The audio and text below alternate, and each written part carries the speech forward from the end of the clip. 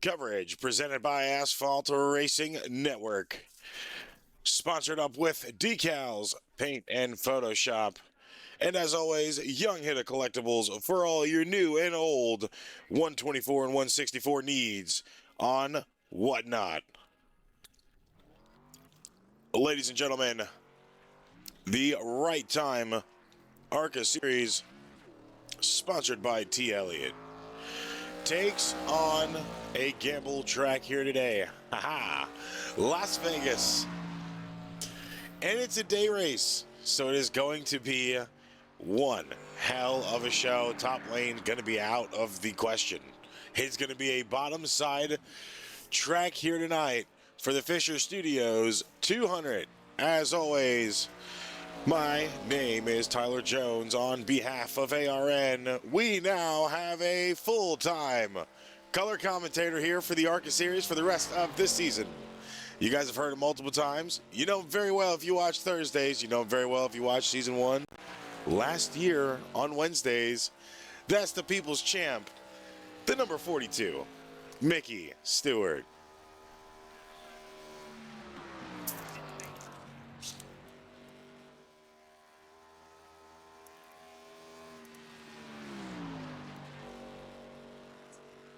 Wait to get going, get to learning all these drivers week in, week out, and watch it from start to finish, man. I'm excited.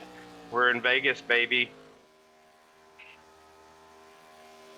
Now the biggest question is, where will it all go wrong? Not much will it take here. Of course, Vegas is a difficult track, not only in the daytime, well, not only at night, but even more difficult in the daytime. Like we said, that high line practically going to be null and void with the rubber that's going to build up on there and the amount of driving that there's going to be normally to that inside to low line is really going to be the diamonding apex for the night. So how will that really impact the racing there, Mickey? You said it. The daytime's a little more challenging. The track's hotter. Tires go quicker. Tires get hot faster. You said earlier that top line's going to be tough. We'll see if anyone can get it going. But you'll see just a little bit slower lap times because of the heated track. It's definitely going to take a little more skill today to avoid incidences or wrecks or causing any issues. So hopefully the drivers can stay a little patient. We can get some green flags. Everyone can get their bearings underneath and their tires underneath their car. And hopefully we can get to the end here.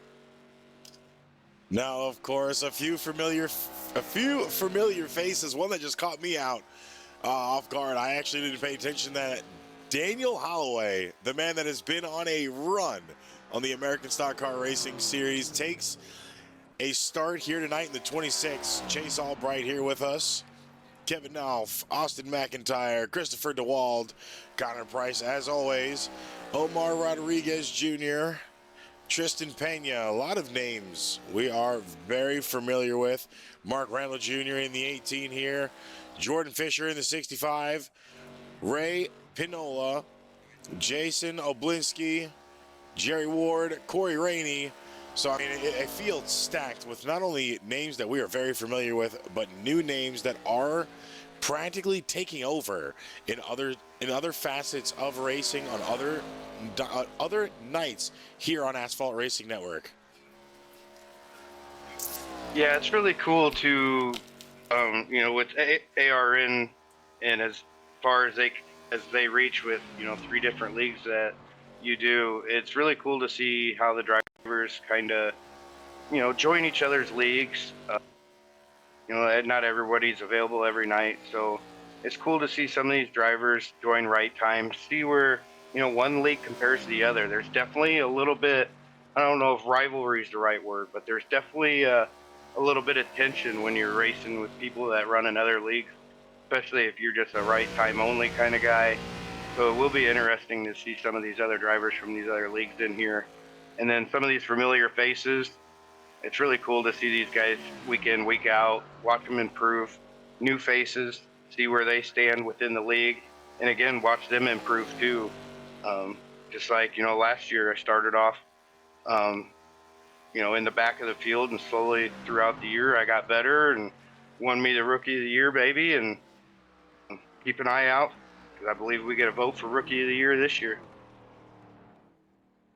Tough challenge it will be this year for a rookie, not only to fill the shoes, but to really try to stand out with a bigger rookie class this season.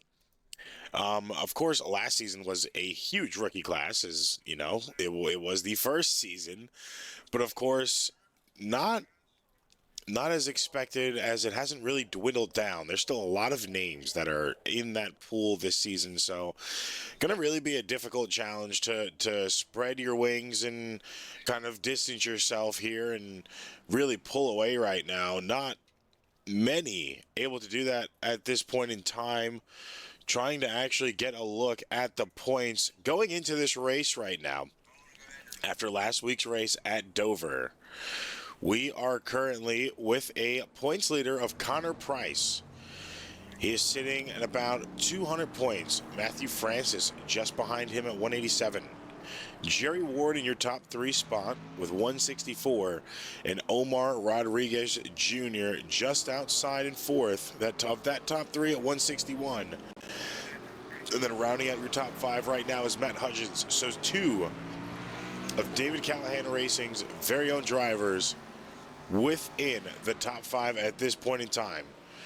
Now, just outside of that top five is going to be Jeremy Lawson, Jesse Singleton, Brett Sturkin, Tristan Pena, and Mark Morton. A lot of names we are familiar with on a weekly basis. Singleton has been killing it recently. He's starting to make that comeback, I feel, to a really good points position. I mean, of course, just from Dover to this week, he went up an insane amount. He went from 16th to within the top 10 in just 1 week. So, I mean, a lot of moves have been made. Right now, the highest mover within our top 15 is actually Christopher DeWald. Christopher DeWald moved up 12 positions from one race. So a lot of maneuvering on points and a lot of changing at this point in time. Right now, really missing a race is going to be a severely pivotal situation going forward as the regular season slowly gets closer to the end. And a couple of those drivers you mentioned, like DeWald and Pena, making their way up through the point system. Those are a couple of those rookies that we're talking about making a name for themselves in this league. Jumping up in points, good finishes last week will definitely get you on the list for the vote. We'll see if they can keep it rolling. We're not even halfway in this season yet. There's a lot of season left. We'll see who can withstand and climb and get up top in points, and we'll crown a champion when the time comes. Well, of course, Fisher Studios 200, just 2 minutes from green flag. Of course, as always, 25 laps ad-free.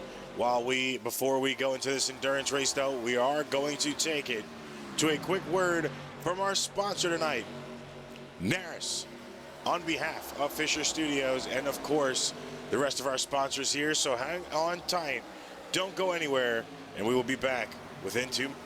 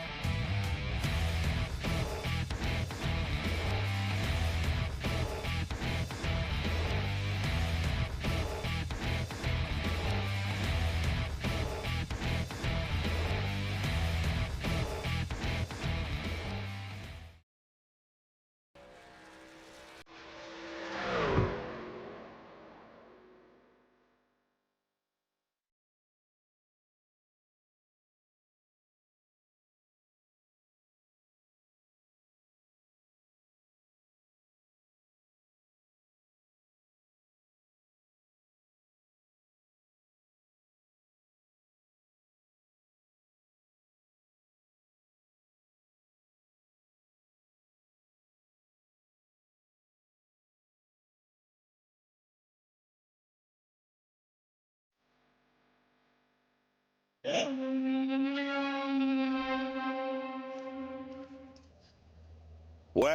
we look like two fools that don't know what we're talking about because, ladies and gentlemen, the lights are out. The pace lights are on. And I'm not talking about the blinkins. I'm talking about the actual headlights. We are about to be in night race territory, which puts the entire track on limits, and it's going to be a difficult one.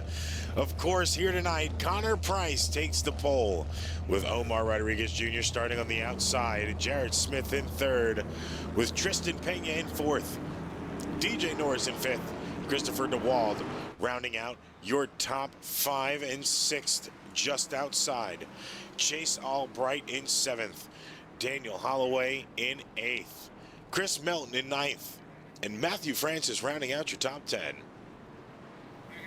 Outside the top 10, we got Corey Moore, Matt Benke in 12th, 13th, Brett Sturkin, 14th, John Marino, 15th, Aaron Wright, 16th, Kevin Knopf, 17th, Austin McIntyre, 18th, Kyle Barrington, Matt Hudgens, and Taylor Miner for 19th and 20th. Then, of course, Thaddeus Friel just outside the top 20 and 21st. Strurlu in 22nd. Corey Rainey in 23rd. Amanda Rude in 24th. Ryan Phillips starting in 25th position with Singleton in 26th. Oblinski in 28th and Jeremy James on the outside in 29th.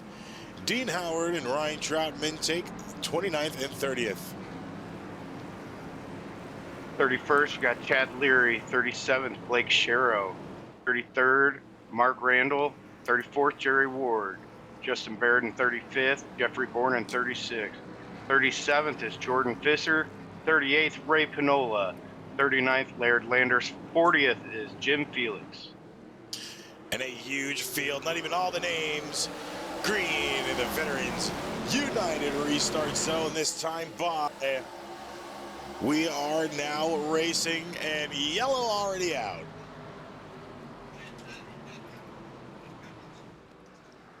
That doesn't happen much. It looks like a full 43 car field partner, so it could be a little shaky to start here until everyone can get the track figured out. Practice was during the day. I'm going to go with weather delay. Too much sunshine, so we waited till night to run the race. So then, yeah, so it could be a shaky start here until people start getting stuff figured out. Daytime practice, nighttime definitely runs different. Right there, first wreck already out of the way. That is Jason Oblinski and the 51 as well of Jesse Singleton involved in the first caution. Just off the restart, a little bit too much contact early on as the 51 had a hell of a bump from behind. Big stack up. That caused him to dive down low, unfortunately. And the first caution of the night already out.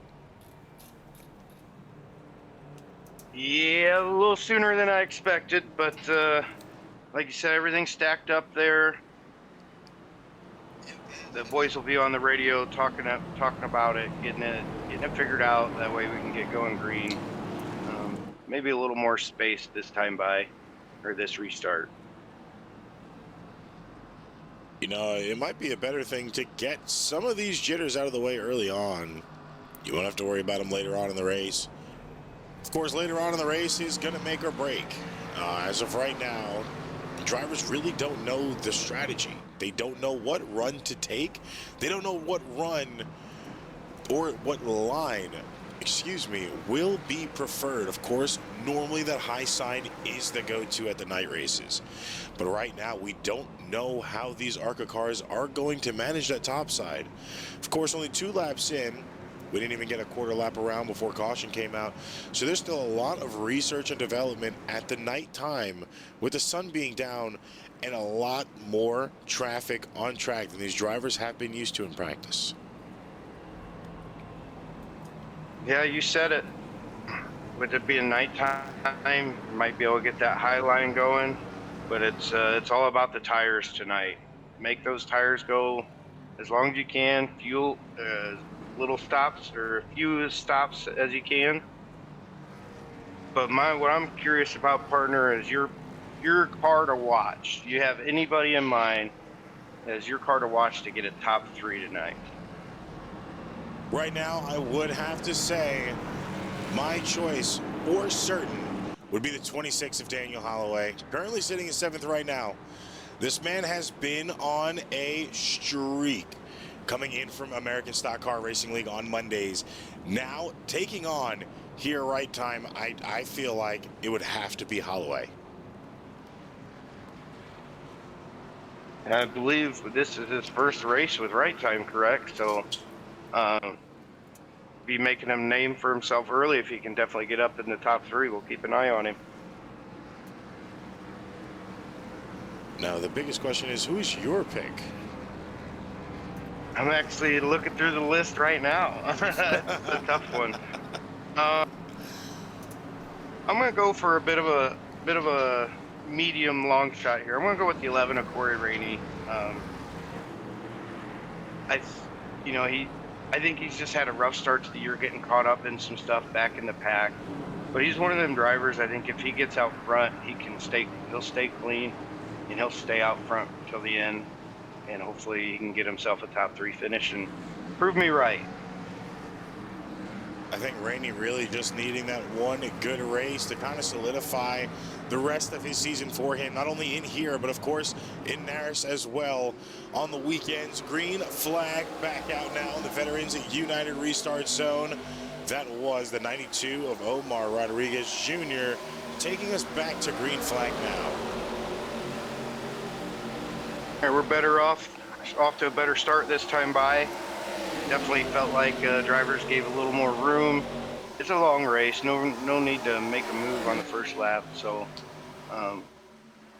Omar's riding the bottom. He's got Connor Price on the outside. Teammates, DCR has been on a roll start of this season. We'll see if anyone can help putting into that this evening. Right now, Tristan Pena trying to advance past Rodriguez to gain that second position.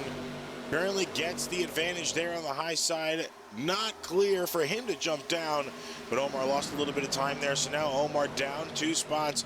Now about to lose another one to DeWald, as they are still side by side there for 3rd. Looking at the field right now, already starting to thin out in the top of the field. Looking back to about 10th place, Matt Banky, you're still not seeing much bunch up. Then there is a big gap between the cars. There's about 15 car field. And then the rest of the cars from about 17th and back are all kind of bunched up in the top there, trying to slightly fight for position, but of course leave enough room to each other.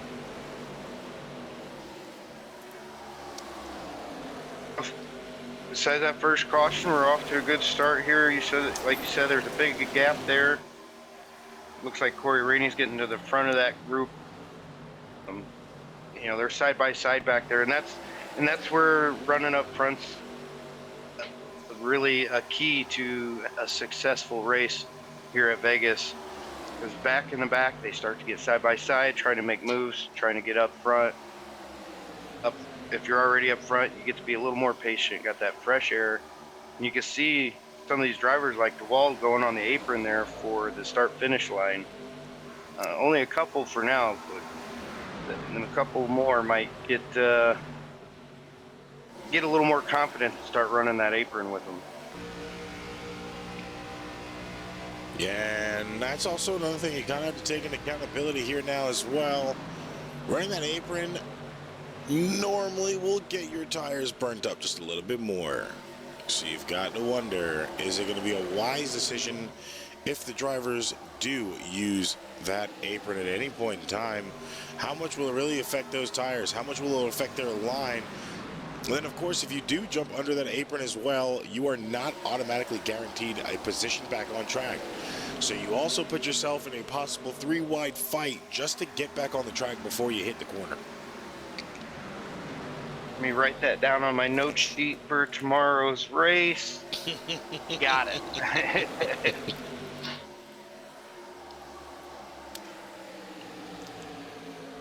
Now looking back. Oh, I actually was thinking back up front right now. Pena is currently in the lead. Not much has changed within the top 5. Yeah, I expect top 5 to just kind of ride it out. Omar, I believe, is a pretty patient driver, so him being in 4th place is no worries to him, no big deal. I bet you he's saving some tire. You can see some of these other cars are faster than him right now. My guess is he's saving some tire. Omar's a long game kind of driver, so I'm not worried about him at all, and I don't think he's worried at all either.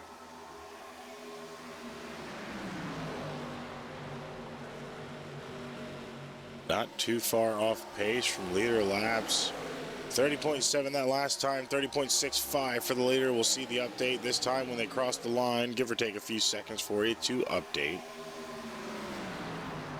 And there it is, 30.609, 30.662 from the leader. So he's actually running faster than the leader in draft. Of course, that draft really going to make a difference there. You saw him make a little bit of contact with Chase Albright.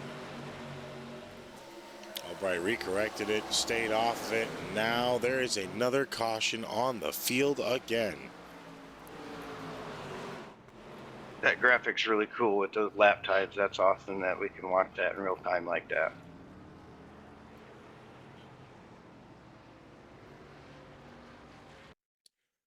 Now this caution coming from the back of the field somewhere. Possibly coming from...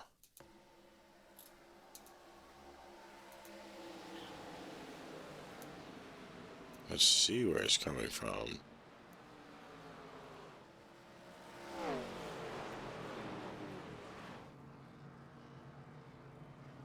Seems like the 75 was involved, so if we can get an actual camera feed on the 75, I'd appreciate it.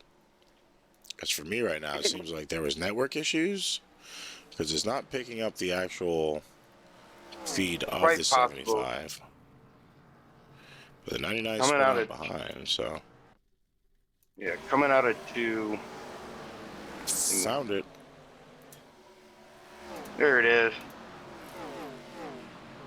So it seemed like some connectivity issues for the drivers in the back of the field, as we were fine on cameras up front. But of course here you see a lot of contact and then a lot of blinking as well. So the 81 and 99 initially made contact. 99 went into the outside wall. And then just lost it. Got side-swiped from behind as well. Hard to tell from that first angle. It looks like 99 might have come up a little bit. Heavy damage to the front end. And then a couple cars coming in behind, getting collected up in it. Again, just reiterating being up front, avoiding the tail of the field, getting caught up in all the junk. So, again, if you can get out front, you're much better off in this field today. Now, looking back at our leader, that being Tristan Pena. He's still holding on strong at the time of the caution. He has currently led only 6 laps so far, as we are 14 into this race. But he's already up 3 positions from where he started. Christopher DeWald, now currently in second. He is up 4 positions from his starting spot. And of course, Connor Price holding third strong, 2 down from starting in second. Omar down as well, 2 positions. And Matthew Francis rounding out your top 5 right now.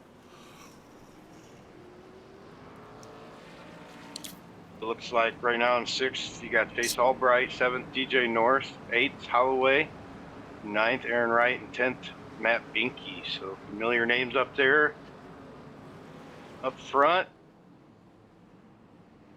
gotta stay clean. Now, mind you, Norris, Holloway, and Banky all on the same team. They're all grouped up around each other, 7th through 9th. I mean, you like said a little bit earlier, draft can help you on this track. It's not You know, it's not Daytona or Dega, but you get on a straightaway. Draft can definitely help you. So if you can get a teammate, especially 3 teammates linked up, get a line that all works for all of you. You can work your way to the front or even put some space behind you. Biggest game tonight is going to be tires. Of course, that fuel you can stretch sometimes, but it is still not an option. Gas is going to be the biggest factor. Tires are going to be the second biggest, actually. Thinking about it now, you can kind of conserve those tires, but you cannot conserve much gas. As we're back green in the Veterans United restart zone now, a lot of drivers in the first time in pits. Of course, not a, I don't believe, not even a quarter of the field has went in. A lot of the guys from about 32nd and back, Singleton, Baird, Felix, I believe Ryan Phillips, Sturkin, Troutman, and a few others, they all went into pits. Everybody else has kind of stayed out. So you've got at least 2 different strategies running right now. Of course, they probably went in due to damage after that caution in the back end of the field. But you also have to wonder, how much time do they really have damage-wise? How much of it was just trying to recoup, save those tires, you know, and try to re-strategize for the rest of this run. Of course, 134 laps straight. No cautions. No stages, only cautions. So that is also another thing you have to take into accountability here. These drivers will not get a stage break. Yeah, and ARCA, they get a fast repair. So some of those guys might have used their fast repair there. It's a bummer to use it this early, but as a beginner-friendly league, it's one of the benefits of it. And you get at least one more chance to get back out on the track and see what you can do. I mean, it does help. A lot of people say that fast repair is kind of a crutch. And, you know, it does kind of negatively impact some of the clean racing. But, of course, you know, it's 50-50.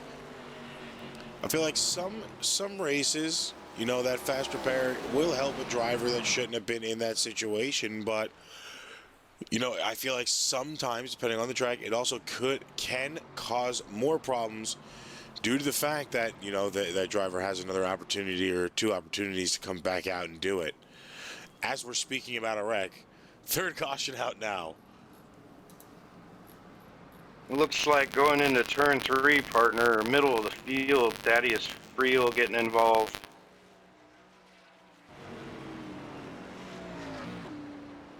Jeremy James getting involved. Well, let's see what we got here. Following the 43, aka the 03, this scheme definitely got spun around by the 85 of Jeremy James, and it kind of just led to a fustercluck. It's the clean way to say that. Of cars on the track.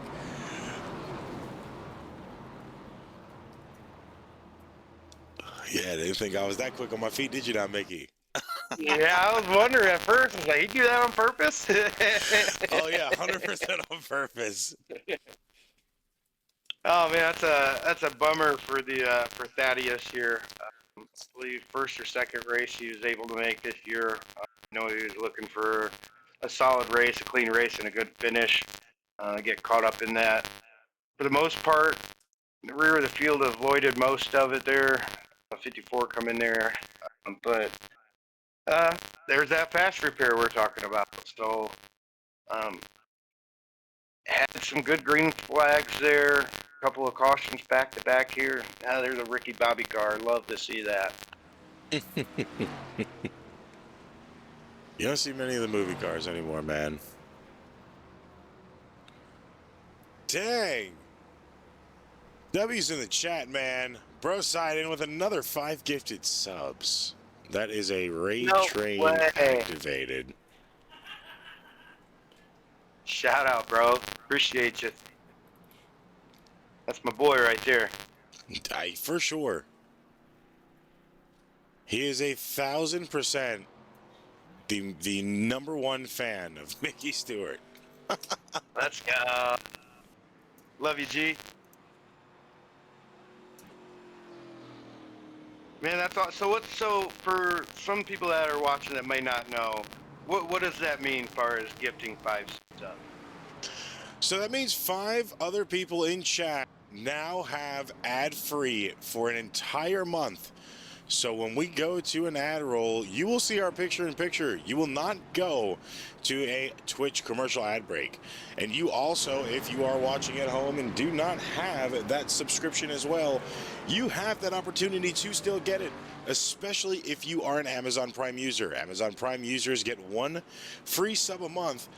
And I mean, looking at our schedule here, man, you have an opportunity to look. American Stock Car Racing League on Mondays, right time right now on Wednesdays for the ARCA, Thursdays for the trucks, and then of course the NARS Cup Series and Truck Series, Fridays and Saturdays. So you have an ample amount of opportunities to watch us live here with 0 interruption. It's awesome. Love it.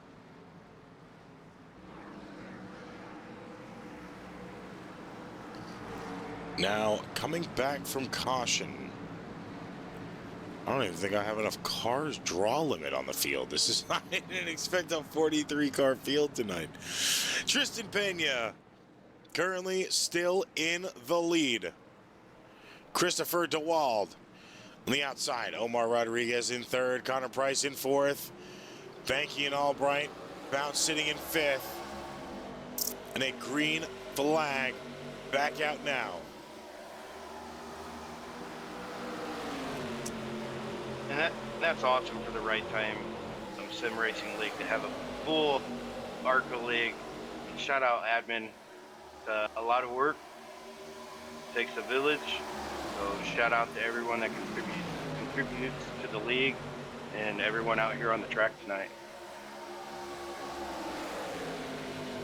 Now, of course, it's been a long time coming.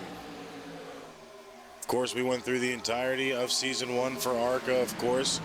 The first initial season for Right Time itself for Jeffrey Bourne and Aaron Wright as owners. And of course, nothing goes perfect, but it went immaculate. Great season for them. Now advancing to Season 2 here for ARCA, Season 1 for trucks, and of course, news that isn't really confirmed yet, a lot of speculation, but we might be seeing something new next year as well. Yeah, this league's growing by the day. Definitely shout out Jeffrey and Aaron for that. They made me, they turned me into a believer, and it's an honor to invest time into this league and an honor to be here in the booth. Another wreck in the backfield right now. 4th caution out. Yellow in the air again. And it seems to be Jeremy James, the 81 of Chad Leary, starting off with this wreck here. Ooh, possibly some network connections in the back of the field, as we are not getting good camera footage from the back of the field. So it seems like there could be some spotty network connections, or these guys are just trying to not let us see this wreck.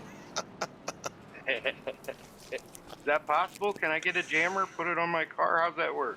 I don't know. It seems like there's just something about the near end of the field that is kind of stopping, I guess, our cameras from picking up the go-to about the wreck. So let's see if we can get a view, at least from Leary himself.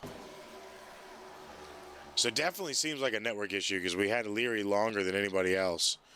I know the draw distance is up to at least 54 cars, so that should not be the problem.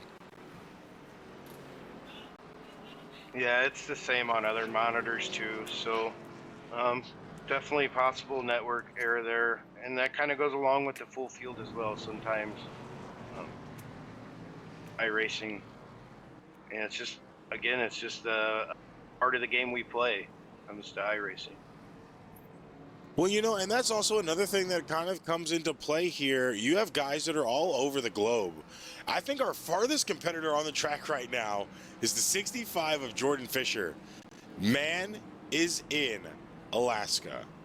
He is probably the farthest driver out, all the way in Fairbanks, Alaska, and he is doing the most right now, up 25 positions, just outside of the top 12 currently at this point in time.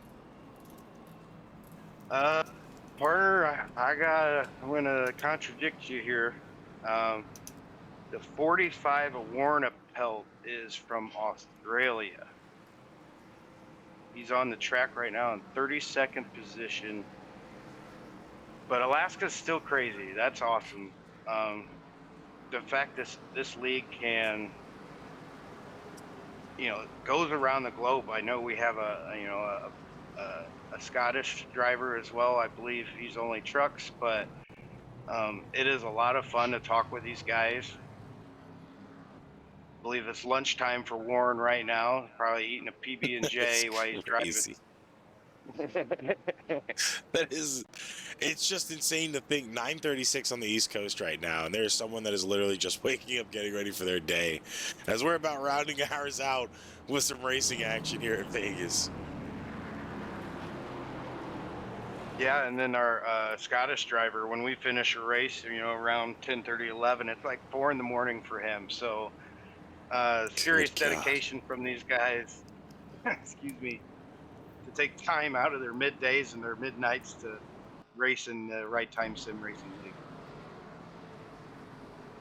I mean, serious dedication that takes right now, and shouts out to them, man. I don't think if someone messaged me and was like, "Hey, man, got a league for you," you're gonna have to be up at 4 in the morning. Yeah,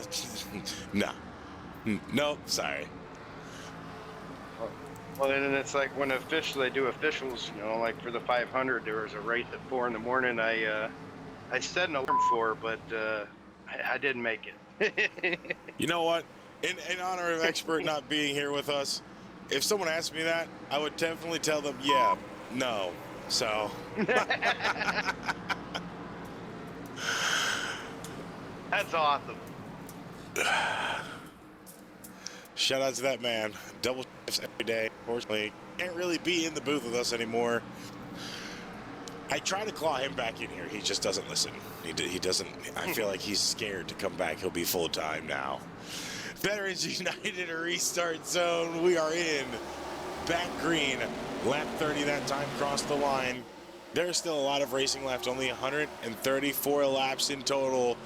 We still have 104 laps left of racing as the lights get brighter and the sun goes down here at Vegas. Back to green we go. Christopher DeWall getting out front, Pena right on him, and your points leader Connor Price right in third on the bottom there.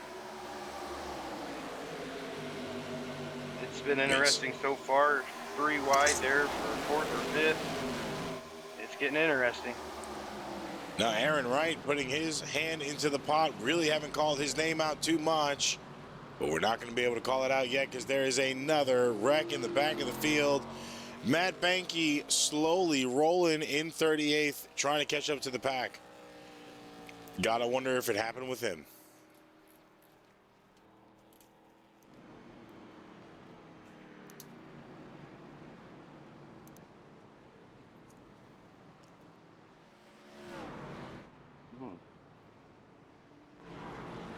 Again, looking like it might be some network issues. Man, this is no fun. We need Rex in like the middle of the field because it's literally what it seems like. These guys are possibly getting a packet loss situation. I hate using actual technical terms for iRacing as I try to keep it one-to-one with a regular Fox broadcast, but it seems like if you are tuning in right now, we're having a lot of network connection, possibly packet loss from a lot of the guys within the back of the pack. Of course, like we said, We have guys in Australia, guys in Alaska, Ohio, Michigan, New York, North Carolina, Florida. I mean, so there are a lot of people trying to connect on these servers right now, and I feel like what we're seeing, these rear field wrecks are possibly all coming from a packet situation right now. Yeah, it's unfortunate for the drivers. And like you said, it's not very fun to call, but again, it's just something we deal with in iRacing, and hopefully as the race goes on, it gets a little better. Just cross your fingers and see what happens. I mean, you can only hope it really will clean up. I mean, you don't want people negatively affected just because of losing a little bit of paint here and there. Bad connection at that point in time. A lot of guys, the screen will freeze up for a few seconds, go back to normal. Don't have to worry about nothing. They can recover from it. But I mean, of course, if you're having bad drops when you're around 6 other cars on the field, it's unfortunately going to add to a just slew of damage and wear, and then, like you said, that one fast repair coming off, and now you're up the creek without a paddle, and you're having to dig yourself back out, wanting to make that move to get up away from possible network errors in the rear of the field, but then of course now driving a little bit more aggressive, so it could pull the cautions up in position as some of these drivers in the rear of the field trying to move back up. And most of these drivers invest multiple evenings for these races. I know there was a practice put up last night and the night before, and it's not just to show up at 9 o'clock or 8:30 on Wednesday and start racing. We invest a lot of time in practice. All these drivers do, so it's just frustrating when the race doesn't go your way. I do believe we would have some more green flags than what we have if it wasn't for it, but we appreciate our fans for their patience and sticking with us and their support. Lights are off on the pace car.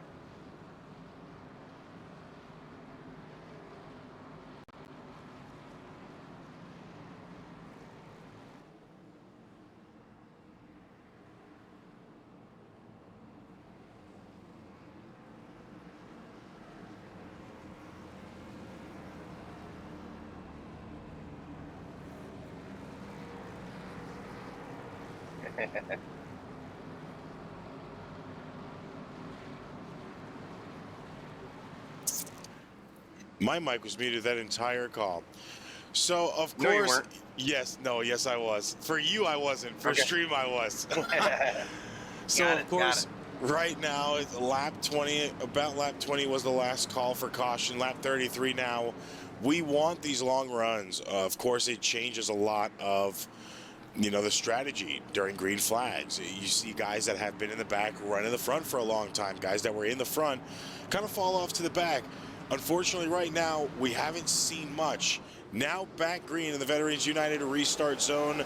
We can only pray for a better outcome here for the next 20 laps at least. Even 30 laps, trying to get these guys to a green flag fuel run at this point in time without any incident in the back of the field. Yeah, I love green flag stops. Definitely shakes things up. As a fan watching, definitely makes things interesting. As a driver, it's an opportunity to gain some positions, gain some time. As long as you don't speed and you hit your pit box, it's a good opportunity for you as a driver and your team. So I would love to see some green flag stops this race. I'm going to try to keep this camera moving as much as possible because we always keep missing these wrecks. Looking in 23rd position right now, James Mandaroon. A lot of movement around him in front and behind. There's a lot of drivers that are just wiggling in and out of lines right now. And that also could be them trying to make moves for positions now instead of waiting for it, knowing that when that caution comes out, you're burning another 3 laps out. You're not going to gain position for those 3 laps, so go ahead and get it done now and slowly pull yourself up the ladder. And you've seen so far all our wrecks have been in the back half of the field, so I know it's early, but if you can get to the front half of the field, that definitely makes your odds better. And we are in Vegas, so today's about odds for me as well. Yeah, their odds are being played out in live time right now. Over under, Mickey. Over under. Or, let's say maybe 8 before we get to halfway of this race. What's halfway? Be 60. About 67 laps. 7. Yeah, about there. He did it. He did it. Let's see. I'm gonna go optimistic and go under. Running green right now. Looks like everyone's giving space, so I'm gonna go with the under. How about you? Before halfway, we have about 20 laps to go until we get there. 27, yeah. I don't want to say the over because then that's just commentator's curse if we hit it. I'll go under right now, only for the simple fact that, I mean, we can look at the blimp cam right now. We're looking pretty good. We're leaving a lot of room. Oh, man. Oh, no. Caution out in the back of the field. Ray Pinola. As I say, we're doing really good. Just look at the field. Oh, that was actually a big situation. As they were 3 wide for almost a lap there. A beautiful Mountain Dew car. Now, if only it was a color chrome. As I drink my Mountain Dew. As I dream about selling like... all these die-casts. Looks like the dude, come down. You have any shows coming up anytime? Can't say. Might have some competition watching. Be looking out. Be looking out this weekend, early morning. That's all I have to say. Looks like it might have started in front of the 91 with 2 getting loose. Yeah, it definitely did. Have to back it up here to actually show it fully. So, I mean, you see that 3. They went 3 wide under the apron, and this is what we were talking about earlier. When you go under that apron, you're not allowed that position back. It is up to that driver if they want to move up. Of course, you see the 91 of Pinola move up there for him. But then, of course, in front, that purple car just to the left side of your screen, that is the 2 car. That is the 2 of Taylor Miner. Taylor Miner and the 71 both got loose. Miner came down right onto Pinola, also connected the 03 and sent Pinola down into the track. 88 cannot get you a break. Baird slams the back of the 47. Practically goes 2 tires in the air right there. That was the 47 of Matt Hudgens. So, I mean, at least 5 to 6 cars involved in that back caution. But we finally got to watch one. Yeah, that's a bummer. The 71 and the 2 get loose there. I think the 2 was getting ready to save it, but just not enough room there. The gap closed quick, made contact with the 91. 89 just squeezed by on the upper side there, did some good driving there. So, unfortunately, a caution. Fortunately, we got to watch it. Well, Mickey, unfortunately for you, seems like your best buddy is in the lead right now. 33. Ooh! Mr. Honeymoon himself back on the track here tonight. Blake Sharrow holding first right now. Kyle Barrington in second. Landers in third. Francis in fourth, and Jesse Singleton rounding out your top 5. Crazy moves within the top 15 right now, as we have a lot of names that were not up here now. Warren Appelt in 10th. Chris Melton in 9th. Jim Felix in 8th. Phillips in 7th. Troutman in 6th. And, of course, Jesse Singleton in 5th. I mean, there's a lot of moves now. Daniel Holloway down to 19th. Albright down to 20th. Jeffrey Bourne started to make a run for it. He's down to 22nd. Aaron is... Did I skip over Aaron? Aaron now down in 17th. Jordan Fisher, he was making runs earlier. He's now in 15th. So we've seen a hell of a lot of moves from the front of the field right now. Yeah, definitely some pit strategy come into play. Shout out to 33, to the new Mr. and Mrs. Congratulations from ARN. I know he'd love to win this one in honor of that. Just got back from his honeymoon. So shout out 33 up in the lead, getting his lead lap point. Well, let's see if Shero's got what it takes. He has not pitted yet. So he is on 42-lap old tires. Him and Barrington have yet to pit. Warren Appelt has not went in either. Jeremy James are the only 4 cars not pitting. Back green now in the Veterans United Restart Zone for the Fisher Studios 200. Blake actually got a really good jump there, holding the lead strong now on 43-lap old tires, as they were almost a 3 wide in second place. Gardner, he got a good jump there. Looks like we got another caution on the track. Curious to see if he stops now. He got his lead lap point. You see the 28 on the apron off pace. And I did see him jumping down on our side, but I didn't know exactly if he was just dropping to the rear of the field, try to save gas. You know, the farther you are in draft, the stronger it is, but seems like he might have had a situation on track here as we're cutting in. He's in the middle of a 3 wide, already making contact with the 52 on his left side. So not off to a good look before we even click play. Now actually seeing what happened to him.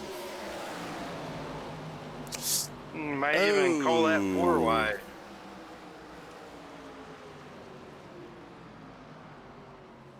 Yeah, that was a nasty wreck. Chris Melton got the front end of that. Oh, man, being toted by the 94 backwards, too.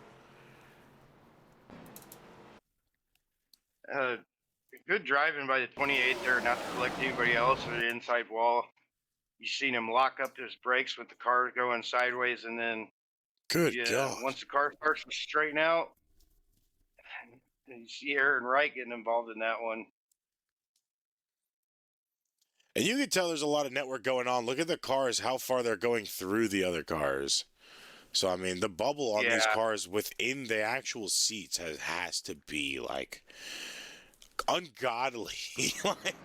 And for anybody that doesn't know, a lot of times, I wish I had the NFL I could draw on screen tactic right now, because I would so show you in a still.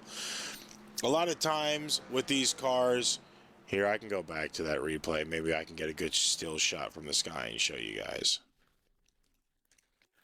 Give him the old John Madden. Give him the old John Madden. And over here, and then.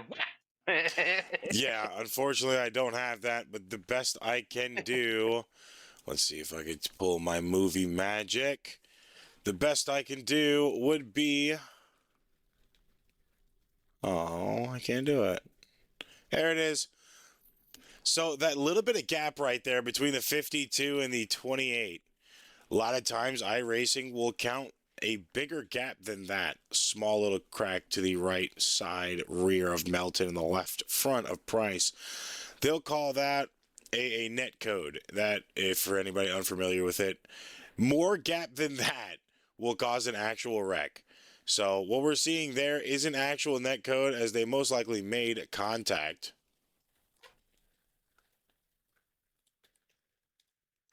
Yeah, they actually made contact for the wreck there. But what I'm talking about netcode-wise is the 78 going inside the 52. So that's already showing that there are network problems, and it's not the race server itself. It's just the connection to the server and to the other drivers. So nothing on them, but definitely showing signs of hardships and trials and tribulations they're practically going to have to work out while racing each other, and also having to leave a little bit of leeway, which is going to be very difficult. It's got to be a part of your strategy too, right? So, as much as we're talking about it's a part of the race that we run, the driver's got to adjust to that. That's why I'm always preaching extra space. So not only do you have to adjust to the track, you have to adjust to the tires, you have to, make your fuel strategy. You also have to adjust to the game itself. So hope to see some of them start to adjust with that. We're giving a little more space. Started off a little 4 wide there. This track is wide enough for 4 wide. I just don't recommend it. I wouldn't either, especially in the ARCA cars. Laird Landers currently in the lead now. Jesse Singleton in second. Landers with a good jump there. He went really late inside the zone. Nobody else expected it. Singleton was about the only other one to get a good jump on him.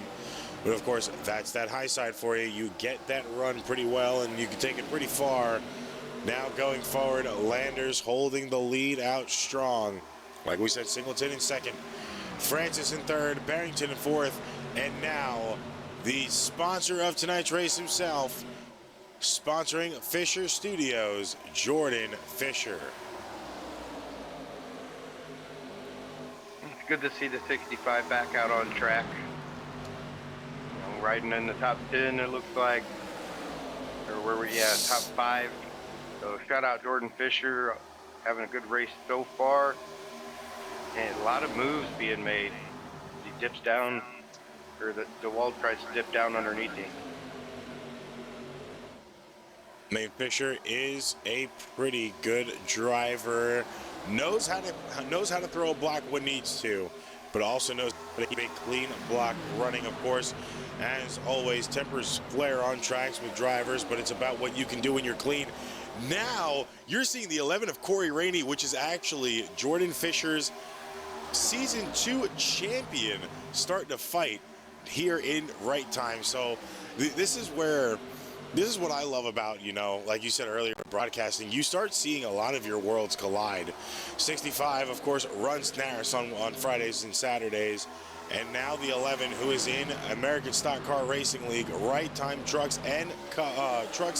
And then, of course, the Naris side of everything, starting to fight not only a competitor in here, a competitor in Naris, and of course your reigning Season 2 champ over there as well. So it's crazy fights we're seeing right now. Singleton's just in the middle of all of it. He's oblivious to who's around him, and he's just living his best life, holding on to second right now. But now it's starting to be a crazy fight. Rainey in second, Fisher in first. And I think with Fisher being in first, it's going to push Rainey even harder now to get this win before Fisher gets a win.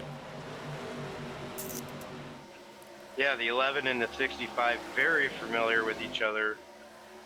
Sounds like the 11 runs a full schedule along with ARN with 4 races a week. So I do agree. I believe the 11 gonna try and track down the 65. He has that little extra incentive to go get the 65 and get out in front of him and get a win before he can in right time. Of course, this is kind of Fisher's forte. We see him pull away pretty quickly, but of course, normally at the expense of those tires. Now we're gonna have to wonder, is he going to burn his tires? Are his tires already burnt? He last pitted around lap 41. We're at lap 53, so he's only about 12 and a half, 13 laps in on those tires. Same thing with Rainey. Rainey pitted on lap 41, so they are mirror image of each other right now, whether that be gas or tires. So now the question is, will Fisher hold this lead, or will Corey Rainey take it back? Contact in the back, Matthew Francis and the 84 of DeWalt both got into it. Good save there on the 27 of Francis as he was about to be sideways. Beautiful save there for the 27.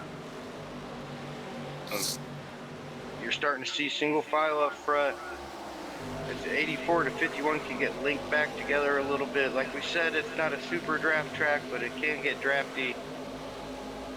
So you know, if you can get linked up with somebody, you can close a gap. As you see right here, they're closing in on the 11 and the 84, taking the momentum down to the bottom side, going for third place. And we're starting to see these dominant names surpass others and arise back up into your top 10. Jordan Fisher currently in the lead still. Corey Rainey only literally 1/10 off of the bumper. Jesse Singleton in third, Christopher DeWalt in fourth, and now Holloway back up to the top 5. But a wreck on the backfield again. And pray we're actually going to be able to watch this one. Looks to possibly be Laird Landers. You're getting close to that halfway point. Unfortunately, we missed our under, but right now we are at a wash with Vegas, so we might get our money back at least. Wreck was not with Laird Landers, but it was just around him as well. Car got spun out. Who are you? Who? Same tab's gonna do it if you didn't. That is Tristan Pena in the 50. Oh, Tristan almost took him out getting spun. And then, of course, Jared Smith in the 1, running the Steve Park Pennzoil throwback. Yeah, I know my ball game. Yeah. It's kind of mandatory when I say the diecast, but I remember me some Steve Park. Slept on driver. Yeah, it looks like. Ooh. Kind of dragged out there a little bit. It looks like the 71 and the 1 might have got off pace, and the gap closed on the 50 and made contact on the brake, and then spun him out, and then more contact between the 71 and the 1 there. It's just kind of one long incident there.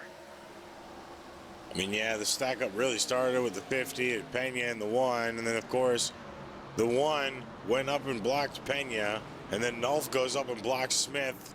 So, I mean, kind of even on everybody's part. Everybody kind of got a taste of the medicine they just gave the car in front of them, so, or behind them, so.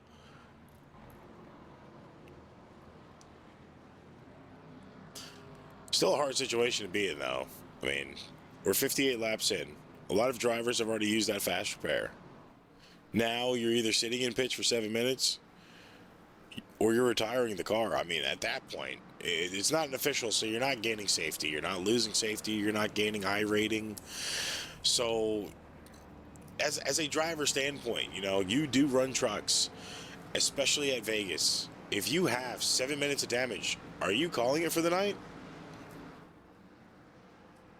No. Every position counts. So say, you know, if I can get the car fixed, I can get it back out on the track, I'm definitely doing it. So for example, you take this 7 minutes, you go down, let's just say a throw out, you go down 10 laps. Well, in 60 laps, somebody wrecks and they wreck out. 10 laps later, you gain that position, and every position is points in this league. So for me, I'm gonna try and wait it out, at least get as much of that damage fixed as I can to where I can keep pace and I'm not gonna be an issue on the track, and then get back out there and get every position you can, every point you can. Well, we will just have to see if they make that call. Laird Landers has a meatball flag, which means his car is not safe enough to continue. He has mandatory. He has been down there for about 35 minutes, is what it looks like. So, night for him done. Justin Baird, he's already been in pits for about 17 minutes with a black flag as well. So possibly night done for him as well there. Dean Howard in the 19, he's on track. He is in 41st, but he is on track. Chad Leary, I believe, is already out, as he is not on track at all. He's not in pits either. Jeremy James, I believe, is out as well. Looking to the cars that were just involved in that wreck. Tristan Pena not being in anything, so he's still on the field. It's a good sign there. The drivers in the back probably had it in them to be able to pull it out when they needed to. Green flag out with a little bit of a delayed start there. Lap 61 now, this time by Jordan Fisher, still currently in the lead. DeWald between him and a competitor of his, the 11 of Corey Rainey. Yeah, I think we've seen a little bit of restart strategy there in the Veterans United restart zone. So there's a stretch of track where is determined as the restart zone, and the leader determines when you go, but it has to be inside that zone. So the leader can go right off the bat on entering the zone, or can even wait till the end of the zone. And I think we've seen a little bit of strategy there by Jordan Fisher, trying to catch the rest of the field off guard. I think he got the 11, but the 84 was right there on top of his game. Now on the outside, going for the lead over Fisher.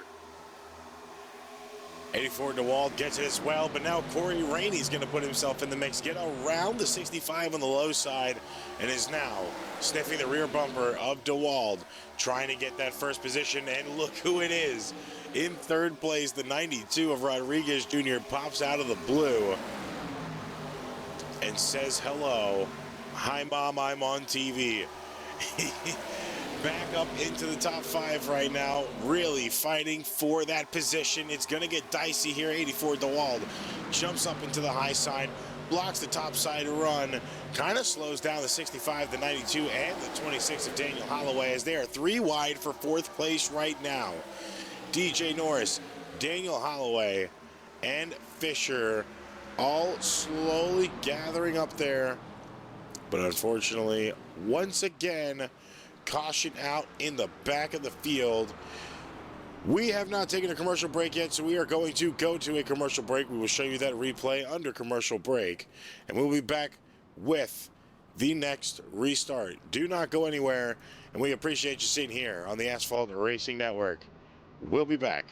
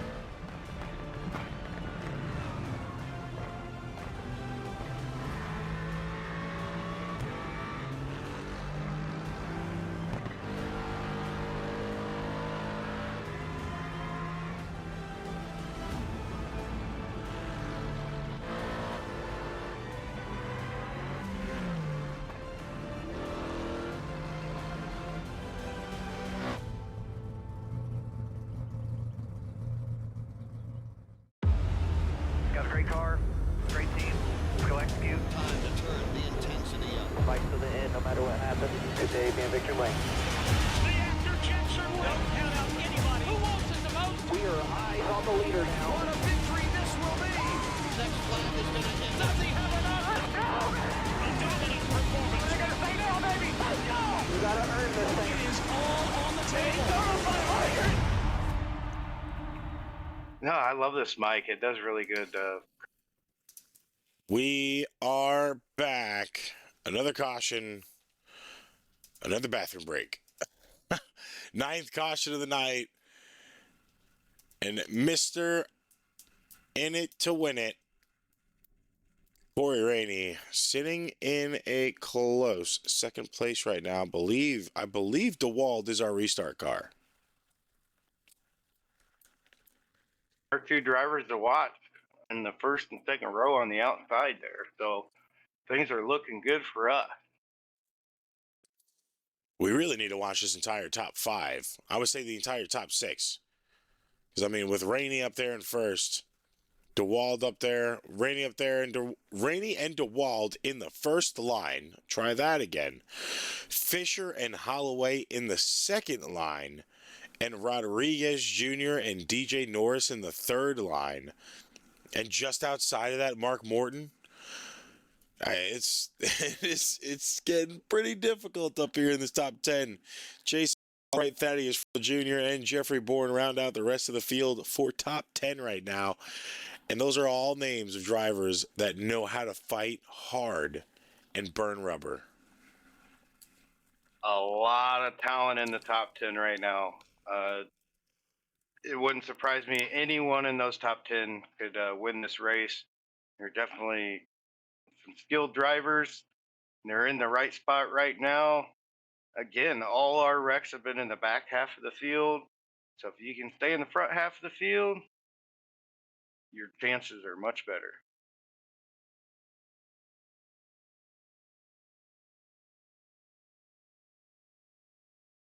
United definitely getting their money's worth again tonight.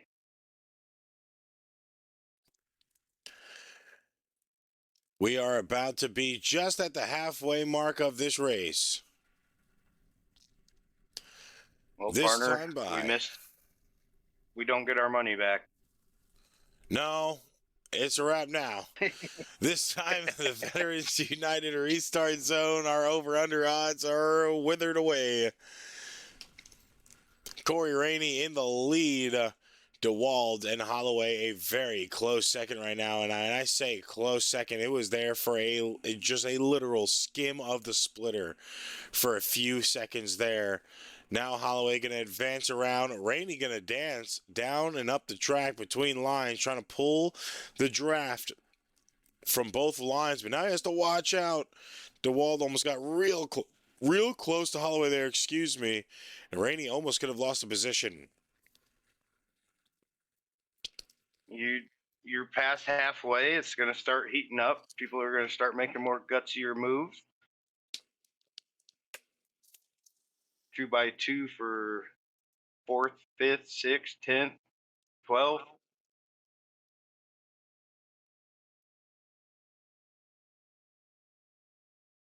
I mean, fighting up here we already seen is immaculate. DeWald now passes the 11 for the lead. Let's look back a little bit further than our leaders. DJ Norris currently sitting in 6th. They are at a staggered 3 wide right there. Now at a full 3 wide for 5th place. Backed out of it by hitting the wall there was the 03. Yes. Yes, again. Not a whole lot of time on track at the beginning of this season, but he finds himself in 9th place in prime position right behind the 54, Mark Morton, trying to run that top line. I'm really enjoying watching the cars going down the straightaways. And then once they get to the turn, you can just see everyone dart to what line they want to run, high, low, middle, and they kind of spread out, and then they come back together to get down the straightaway. Do you see another big one in the back of the field? Chris Melton in the 10th caution of the night. As my allergies just hit out of nowhere. Holy hell.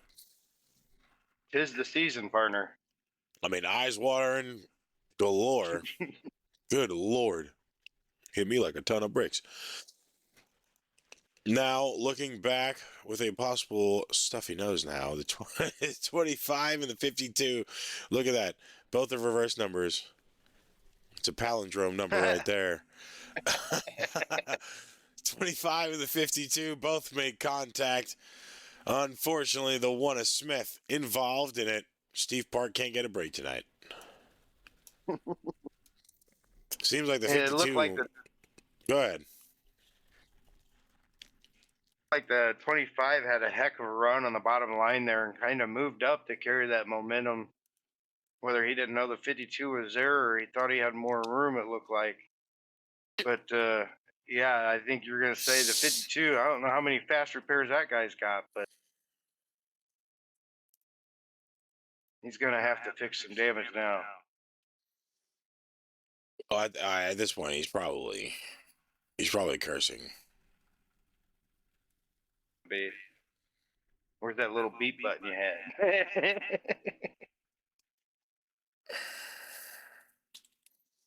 All right, now everybody, let's go to Radioactive with the 52's crew right now.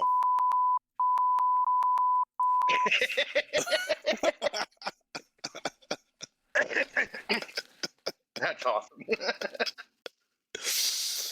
Oh, I love it. This is too much fun, man.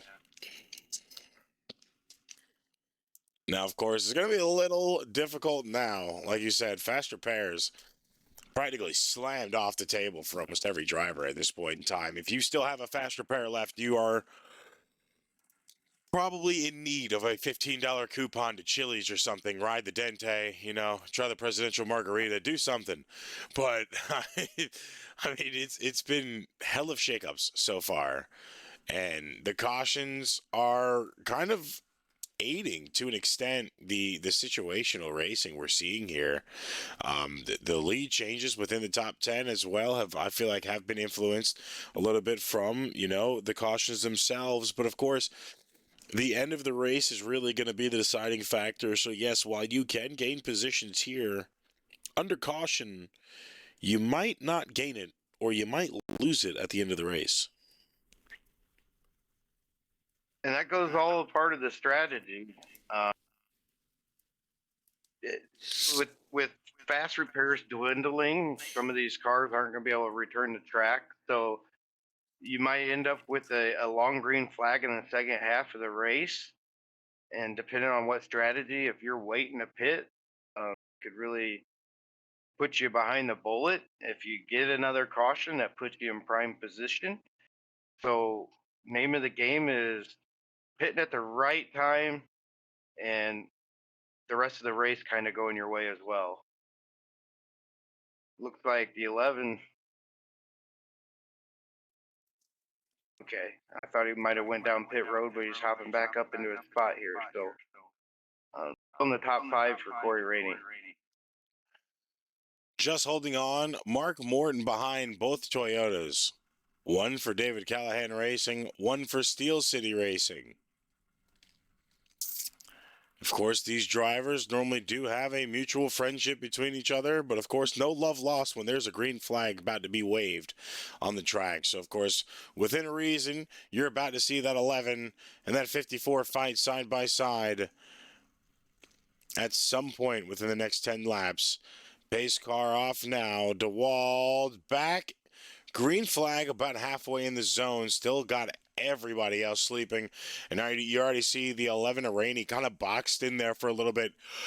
The 92 of Rodriguez came down on that passenger side. And, of course, the 26 of Holloway was in front, so he really couldn't maneuver. Now, is kind of still in that same situation. Can't really get away from the cars in front to start trying to drive his own race. So it's an unfortunate situation, as he's really going to have to pull himself back through it. Yeah, you said it. 100%. The wall up front. Kanan. Omar right behind him, 2 by 2 behind him. A lot of side-by-side racing tonight. Oh, contact. Thaddeus made contact. Rainey almost wrecked it, saved it in the long run. Definitely will have some right side damage to the car. Thaddeus Friel, though, going to take the majority of that hit onto the outside wall. It's the 03 on your screen. And for the 11th time tonight, at lap 75, we are back pacing.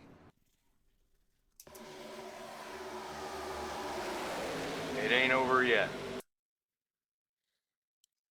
Thaddeus got a bad brunt of that. Came off the wall, created a little pocket.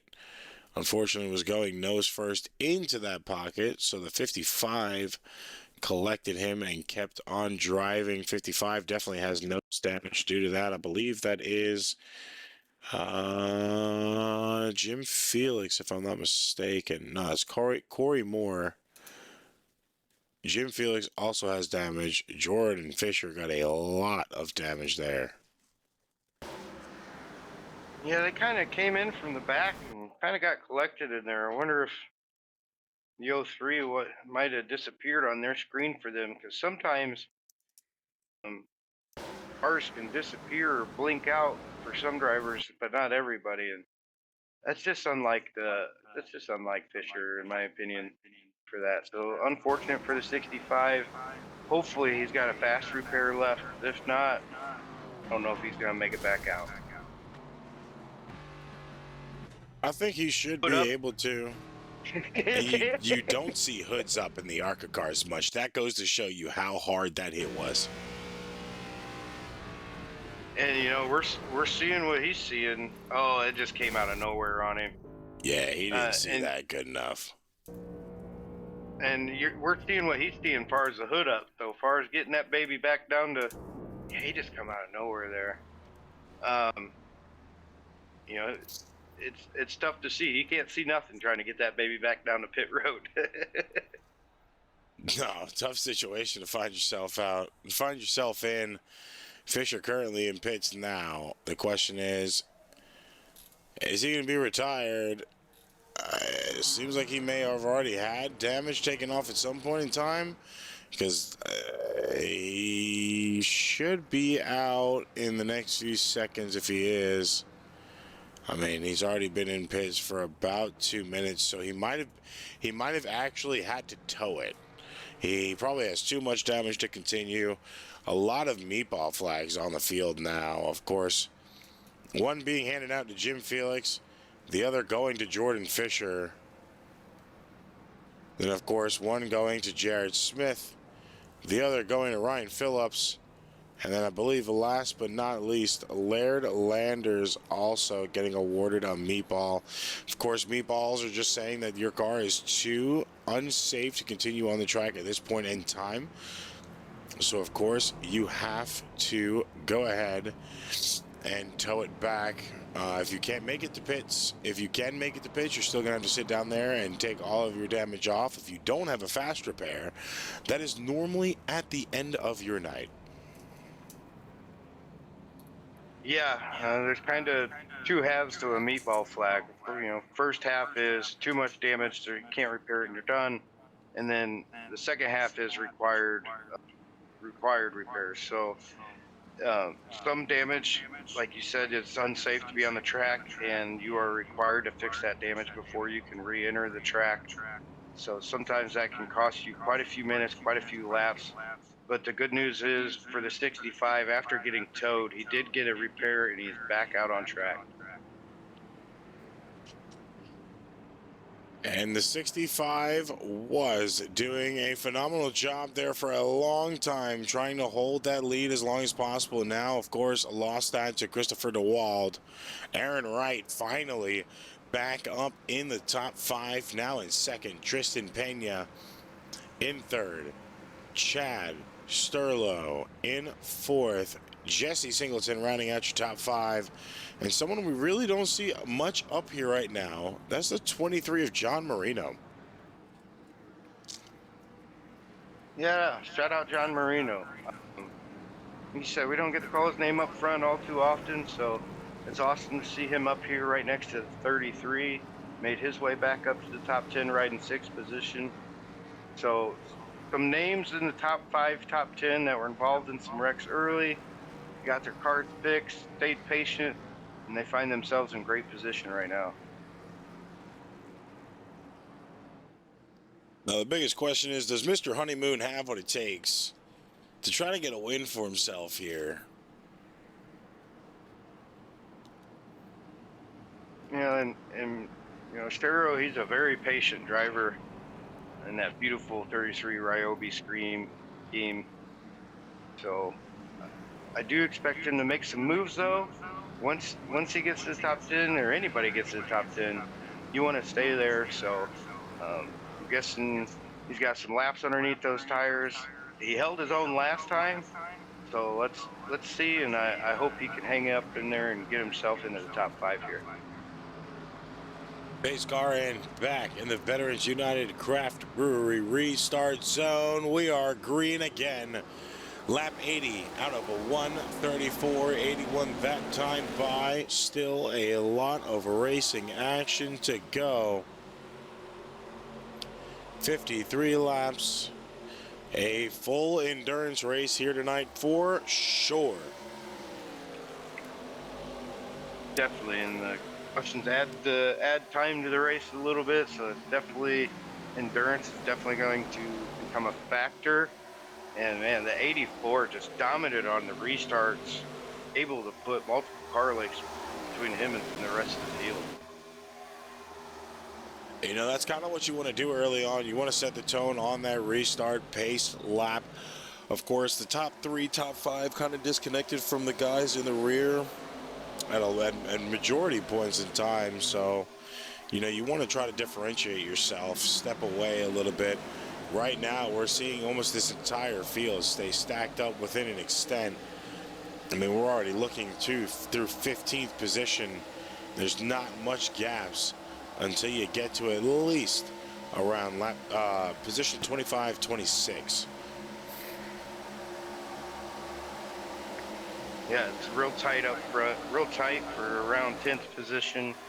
You got the 78 of Aaron Wright in 2nd place, still trying to get his first win of the season in the right time league. I know he's very eager and he's hungry for that win. So shout out Aaron being up front. Hopefully he can keep it up there. Now, of course, Omar led 5 laps earlier. He's currently in 16th right now, 14th back from where he started, having to really pull himself through the field again if he can, with the remaining 50 some odd laps left now. Is the biggest question: will he be able to at least touch that top 10 and get himself some stage points? Yeah, some of these drivers in the middle of the pack have fresher tires. You can see it on in the middle of the corner, especially on corner exit. The 11 and the 92, they're side by side. A lot of traffic in front of them. Patience, a lot of patience so far, trying to let these cars kind of sort themselves out and not force anything till later in the race. And that's really it. You want to wear your competition's tires out before you wear your own. It's nice to watch other people battle sometimes, and you get to just drive your car, drive your lane, let them kind of sort themselves out. If they're battling and you try to, you know, force a 3 wide at the wrong time, it can be detrimental for you and everyone next to you and behind you. You know, the wisest strategy too is to kind of sit it out as well.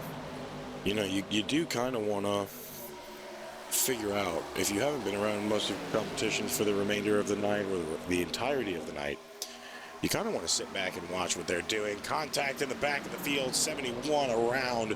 That is Kevin Nelf, I believe, that had a little bit of a pinball effect there. Someone possibly got spinned off of him. We actually finally got to see one live. Right place, right time. Get it?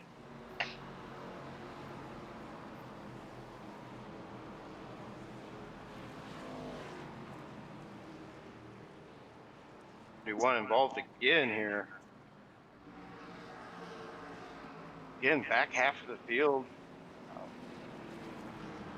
believe it started around that 12th, 14th position when the contact was made. I believe contact was with the 11. I don't see heavy damage on anybody quite yet.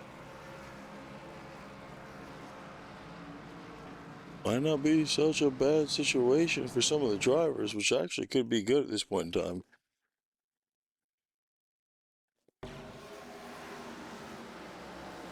I believe if the board is correct, this is the last wreck, but if the board is correct, I believe Jordan Fisher, the 65, will be your lucky dog. He's showing 2 laps down. If I'm correct, I believe he'll go 1 lap down in prime position to get himself back on the lead lap. Oh, never mind. More people just popped up in front of me. Oh my God. That is a hellaciously heavy wreck. That was a replay from the last wreck. Yeah. Good Lord. McIntyre got taken out. Fisher gets taken out. Didn't even notice any of that when it happened. Wrong place at the wrong time. Jeffrey Bourne in this.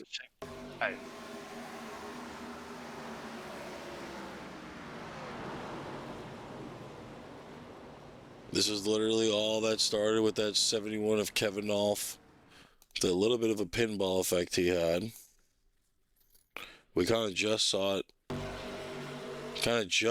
While we were watching cams. Kind of switched off before it got to this point. But you see him go up high, hit Omar, come down and hit Rainey. Slam the 25, and then the domino effect behind him, starting with the 25.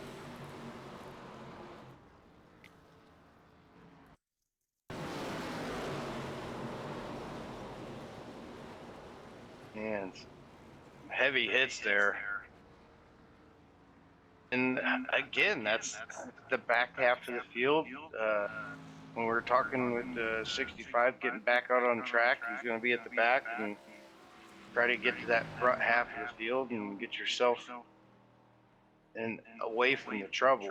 So again, top half of the field or track position has been the key so far. The number of cautions, tires hasn't really been a factor yet. For me, track position and staying clean has been the biggest factor.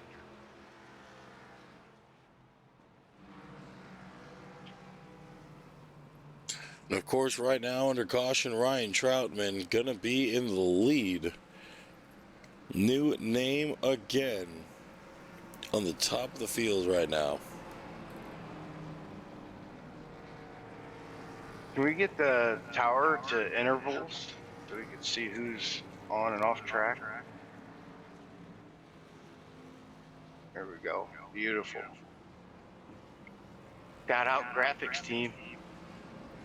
You know, I didn't even realize I clicked it. Yeah, I didn't even realize I clicked off of it.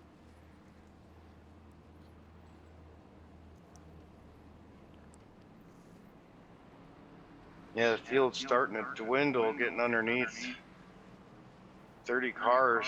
And if you look there, the 19 of Howard, 21 laps down, but he is out on track. Going back to your question earlier, 21 laps down. If he can make it to the end of this race, he will officially pass the cars in front of him that are out, gaining potentially 7 to 9 spots. And like I said, every position's points. So shout out to the 19 on getting back out on track, trying to get those positions, and trying to do everything he can to stay within contention in the points battles. Man, just a lot of drivers. Panola, Mandarin, Fisher, Friel, Believe Moore, Felix, Jared Smith, Sturkin, Ryan Phillips, Dean Howard, Chris Melton, Barrington, Landers, Baird, all out already on the night, just off of the wrecks.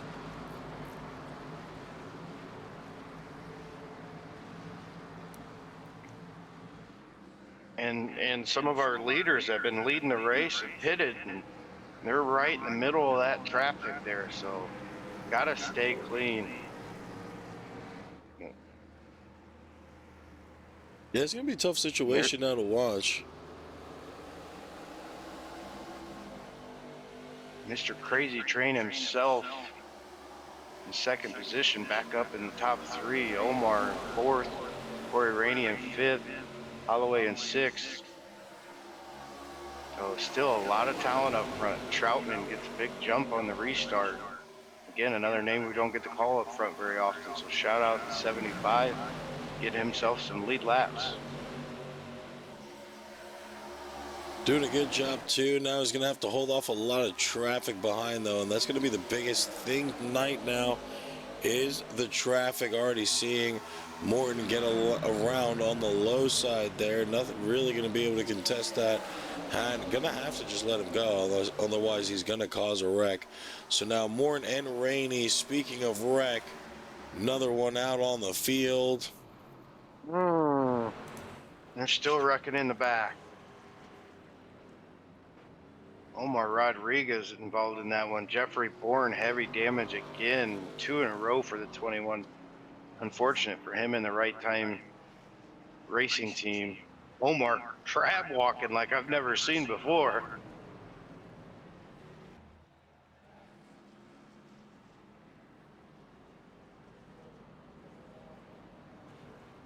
Takes skill. Yeah, that's insane. That is absolutely insane. Fortunately for the 92, I don't think he's been involved in much yet today. I think he still has a fast repair left. We'll have to wait and see. But again, 4 wide, and it just gets shaky, and that just spells disaster. You can see the 21 coming way below the line on the apron. They're trying to avoid that. And the crash just kind of washed down instead of up, and that gap just closed too quick for the 21. That's kind of what you get happening with these 3 wide, 4 wide, of course. Not anticipating the wreck. You don't want the wreck. It's just sometimes a side effect of the medicine. You got to sit there and take it, move, learn from it, and move on. So now, that being the 13th caution of the night now, lap 94. We're only going to 134, so we are almost there.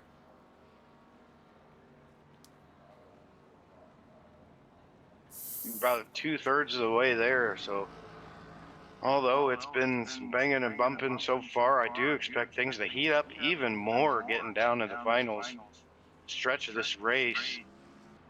Not sure about the fuel run, but it'll be close to be making it to the end here. So especially if you have a consistent amount of cautions that we've had, I believe you can make it to the end if you can save those tires. And look who's out front, partner. Well, see, the biggest question is, and I kind of wanted to look in right now, the biggest question would be to see if anybody's actually turning this car off.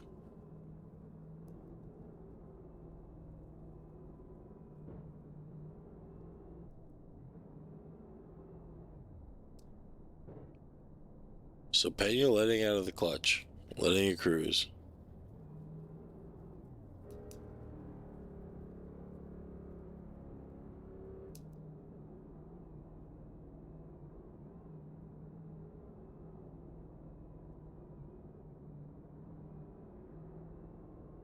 Interesting. See the drivers letting out, running a higher gear to save fuel under caution. Downshift right before that restart. Save as much fuel as they can.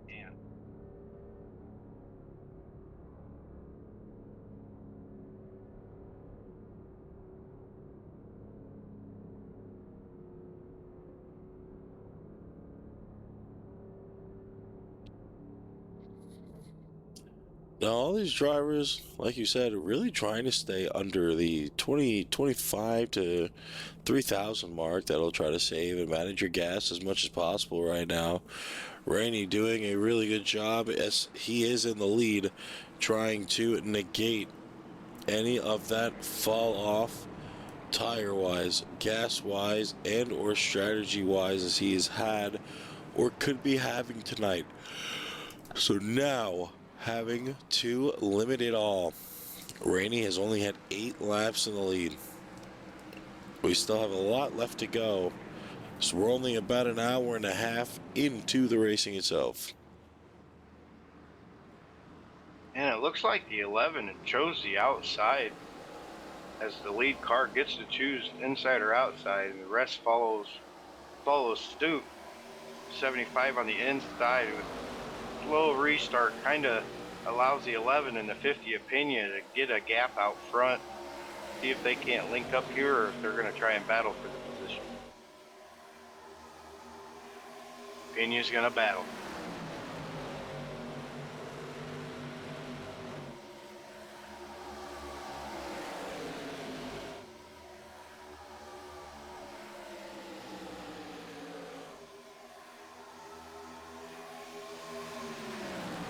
News for the 92, I got him back on track. I believe he still had that fast repair. Oh, this Omar man. Rodriguez back on I've been track. talking muted. The 11 had to do a little bit of a crisscross there on the 50 with 50 laying a block. The 11 and the 84 make contact for second place coming out of the corner. Both are able to hold on to it with the 84 overtaking the 11 for the second position. You know, Mickey, I couldn't tell you how long while we were checking the inside of the cars that I was muted because I was giving pretty good explanations as to what we were watching there. But of course, I didn't check the headset, and I was talking to myself. So there's that. The 11 now falling down into 6th place after that last restart. 99 going to 100, this time by only 34 more laps of racing. Christopher DeWalt sitting in first right now. Aaron Wright in second. Pena making his way back up the field in third, but don't count him down and out yet. That is who they call the Candyman on Mondays. The 26 of Daniel Holloway, who has been on a surge of wins, consistently finishing within the top 10 and the top 5 on the American Stock Car Racing League's Super Speedway Series. Makes me want a Reese's Easter egg, man. You know, I surprisingly stayed away from those this year. Did good. Oh no, I love them. They're my favorite. The eggs for sure. Aaron Another Wright. 50. Pena. He's blocking. Where's Wright at? Right in front now? He's out front. He brought up the 50 blocking. He is a blocker, man. So watch out for that 50 if you go to make a move or he goes to make a move on you. He is a blocker. We got Pile up in the middle of the pack. Ooh, Marino's Heavy out. contact on Marino.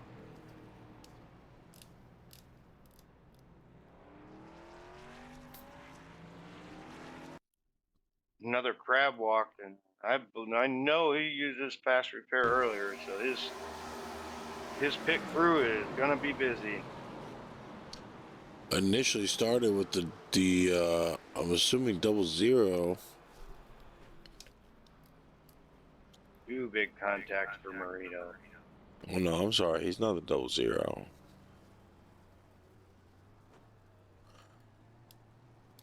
That's the one thing that's scary about these wrecks. You get one hit to another big hit again.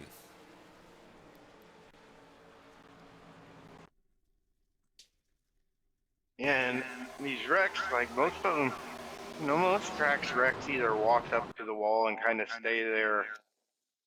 But you're seeing wrecks go from the wall all the way back down underneath the apron. The 35 and the 2 just squeaking by. And then the heavy contact by the 28 after that. Mark Randall, the 18, getting spun around with a lot of contact. Gonna get dizzy by the time it's done.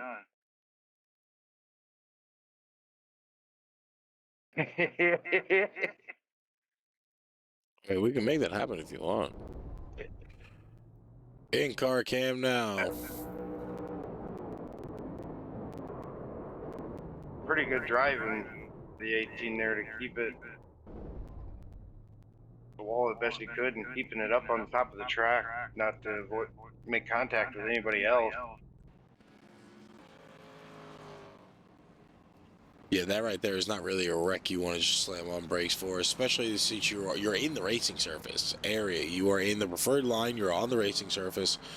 You know, and it makes it a little bit difficult. Of course, a lot of drivers always harp on the fact of, you know, if you're on the racing surface, you need to be locking up your brakes. But at the same time, sometimes it's safer just to coast it out. 92 back up, second place. A lot of lead lappers pitted that time by. Know they can make it now by pitting this late in the race. So you got some of these cars up front on these older tires. Some of these cars that are pitting now are going to have some fresher tires. Well, let's see which pit strategy works best.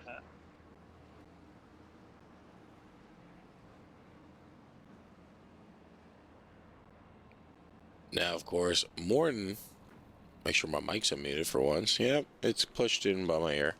Morton currently going to be sitting in the numero uno position. Rodriguez Jr. in second, finally back up to where he qualified at. Connor Price in third. Banky in fourth. Singleton rounding out your top five. Unless that's actually Chase Albright right now. Yeah, Albright's in sixth, Aaron Wright seventh, Christopher Dewald eighth, Corey Rainey riding ninth, and Holloway is rounding out your top 10.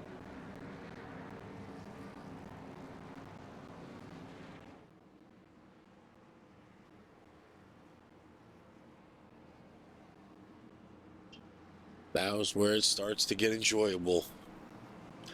14th caution of the night. About to be wrapped up.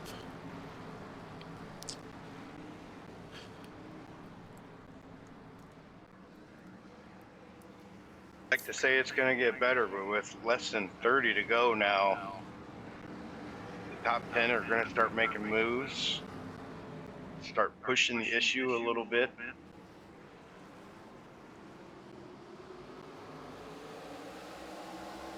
You see Morton going on the restart at the beginning of the restart zone, putting some distance behind him in the 28. Orrin with a good jump there. The Veterans United restart zone.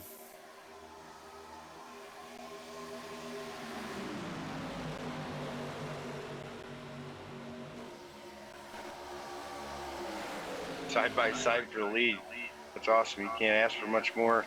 Good battle up front. Single file, next two positions back.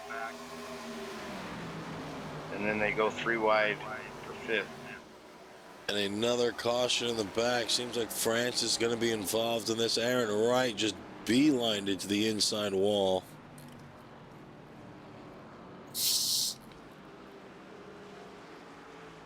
Hopefully the 78's all right. He's had a pretty decent race. Got caught up in a few, or in one earlier. See him going three wide for fifth place, as we called it there. Contact between him and the 35 of Banky. 11 just squeaking by. Flex 27 just a little bit. Not too much damage, I don't think, to the 78. Hopefully the toe link's still good to go and he can stay out on track.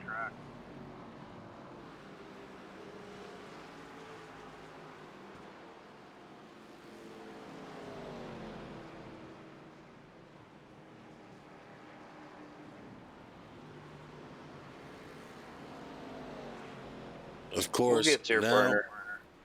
of course, now with this caution out, oh my God, my eyes are tearing. Allergies killing me. Mark Morton in the lead. Connor Price in second. Omar Rodriguez Jr. in third, with Singleton in fourth place. Christopher DeWalt rounding out your top five. 15th caution of the night. And it has been a little bit of a difficult one. A lot of race control incidents thrown tonight. Let's see, let's get the count. Lap 1, 13, 20, lap 26, 31, 40, 44, 57, 63, 71, 67, 87, 88, 93, and lap 102. So actively, race control still going back and looking at everything. EOL to the 99 at lap 102. Your top three with Morton, Connor Price, and Omar Rodriguez all pit together, getting that last set of tires, getting that top off on fuel to make it to the end, and put Singleton out front. So they'll have a few laps better tires, not too many lap better tires, but a few lap better tires than some of these guys on the track. So don't count them out yet.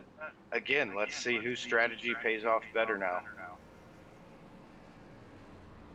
Now is really where we're going to be seeing the game we talked about almost 2 hours ago. Strategy. Pure strategy. Will the win prevail for someone that has tried their damn hardest? Will we see a win come out of somebody who hasn't even tried at all? Who was just in a good position to get the finish?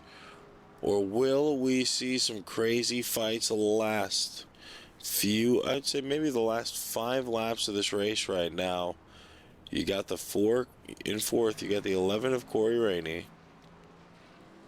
And of course in fifth, you have the 50 of Tristan Pena.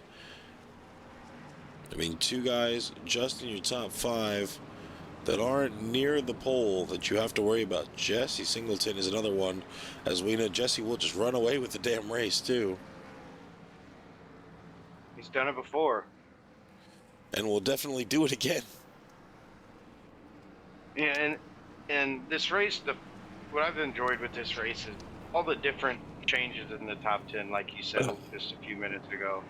There's some names up there that you don't see up there very often.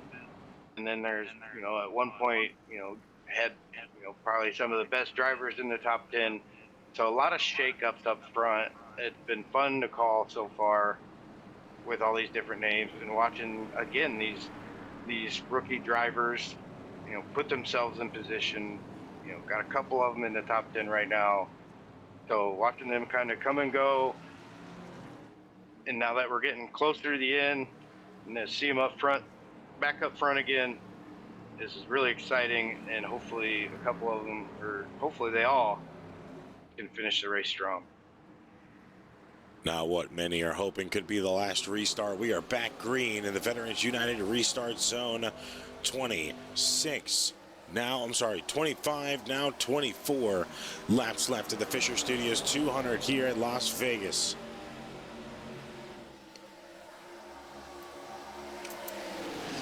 Jesse Singleton still out front. Christopher DeWald in second. Albright in third. Pena in fourth. Rainey in fifth. Holding it down right now pretty tightly. But of course, there's already a gap between the fourth place fighters and the cars behind our fifth place hitter of Rainey. Well, that closed up real quick now. You can see some of these drivers getting towards the end of this race, a little more pressure on them, pushing the cars and the tires a little bit harder into the corners than what they were earlier, and you can kind of see them start to wash up just a little bit and make door-to-door contact as we have a battle for the lead. And that could actually be a negative thing as well. Of course, it's not negative to run your car at a full extent, But at this point in the race, if you've already ran that car at full extent, you haven't seen a difference for the better, it's probably not wise to try to do that now. That could cause a caution. It could piss a lot of people off that you don't want pissed off, you know, and it's definitely not a way you want to take the win. Driving a little bit too aggressive, spinning out, you know, having to go to the rear of the field. And there it is, 3 wide up front in the front of your field, collecting the leaders, or at least some of your top 5, top 10 drivers. You see Jesse Singleton there, able to save it into the grass. Doesn't look like he's got a whole lot of damage though, but fortunately that one happened in the front of the field. Looks like the 50 got loose in front of the 49, and the 49 came down to maybe avoid him, but he was able to save it. But unfortunately, that caused the 49 to make contact with the 11. You can see Pena just a little sideways right in front of him.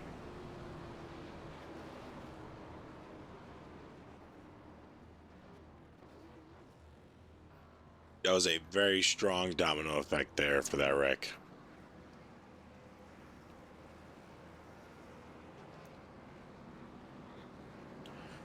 Of course, drivers going to pits now.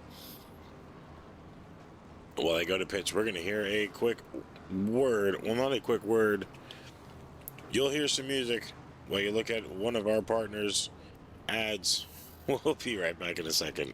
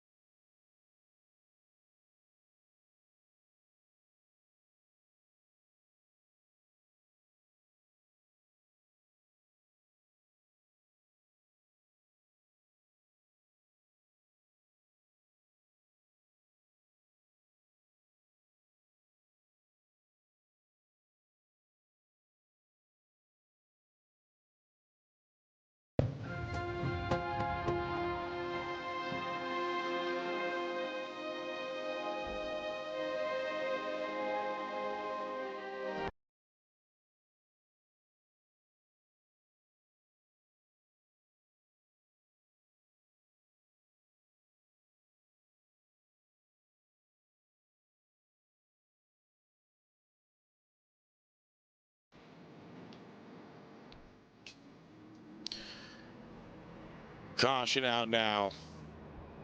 Still here waiting for green flag. 115 laps in out of 135. 16th caution of the night. And there's going to be a lot of back and forth between the drivers after this race is over. A lot of point finger blaming. You know, a lot of, well, you could have done this better and I could have done this better. But of course, you know, once that decision is made, you can't really change that. Of course, this makes for great film. A lot of the drivers that were in consistent accidents back to back, you know, it gives them a good opportunity to go check out from possibly a different perspective, you know, what happened, what did they do, what could they have done better. So, I mean, especially the replays too. I always tell my drivers on other teams that I'm running, hey, like, make sure you save your replay. That is a very crucial thing to be watching. Yeah. I go back and I like to watch the broadcast and also watch my replay and learn. You can learn from it, definitely. I mean, of course, figure out where your line's messed up, figure out where you could learn on and, you know, develop a little bit. But of course, then, you know, Watch what the leaders were doing. Pay attention to how far they were in their gas. Pay attention to how, deep they were entering their corners with 50% throttle or 65% throttle or none at all. It's all an art. Once you paint a masterpiece, you could paint it again. Yeah, and we've said it before in these broadcasts that even the most dominant drivers within this entire organization is very helpful. So when the league puts up practices, there's plenty of conversations that go between those drivers and some of our rookie drivers for suggestions, line ideas, when to gas it, how much to gas it, and just how to run the best line and to be the most consistent.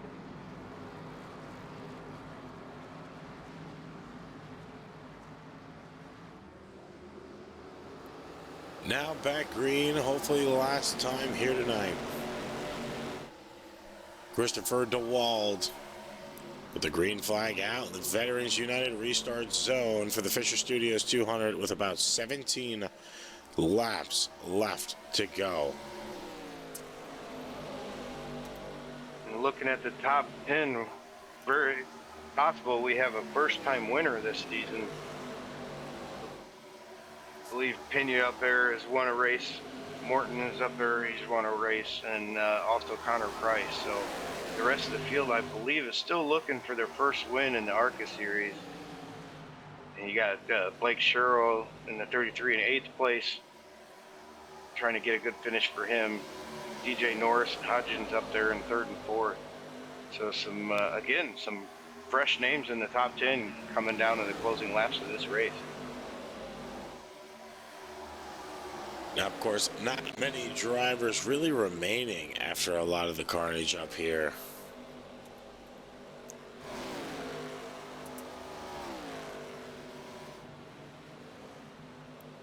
Right now, Yeah. looking at Tristan. Go ahead. I'm sorry.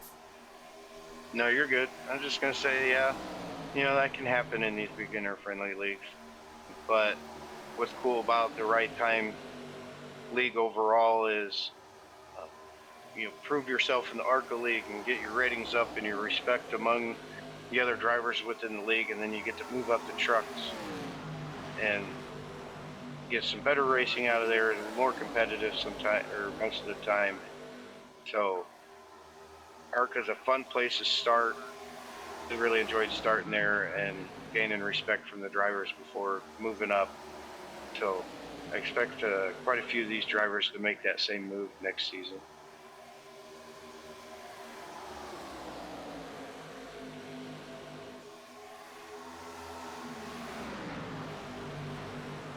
Now, of course, DeWald, 13 laps to go. Fighting hard with Pena. Now DJ Norris going to jump up into the top, trying to make something shake. Mark Morton in 3rd. This top 5 is looking pretty shaky right now. A lot of maneuvers going to happen. Only 13 laps, 11 this time by the line. And I feel like it's getting to the point of the night where anything is possible within these top 5 to top 6 drivers. It's still anyone's race, in my opinion. 84's got a decent lead, but there's still 12 laps to go. And then, of course, you got Pena and Morton, 2 of your more dominant drivers within the league. Right behind them, looks like the 54 is starting to get linked up as we get another caution on the track. Way in the back, that's definitely what Christopher DeWald did not want to see. Tough situation. Aaron Wright and Kevin Knopf both involved in that.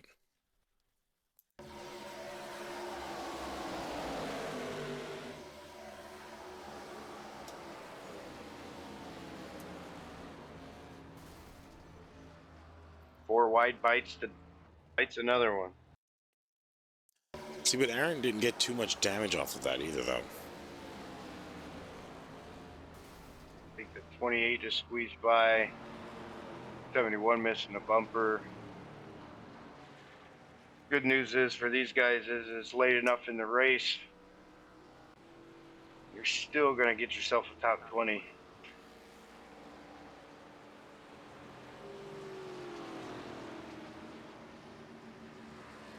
"17 cautions." The overhit for the second half of the race as well.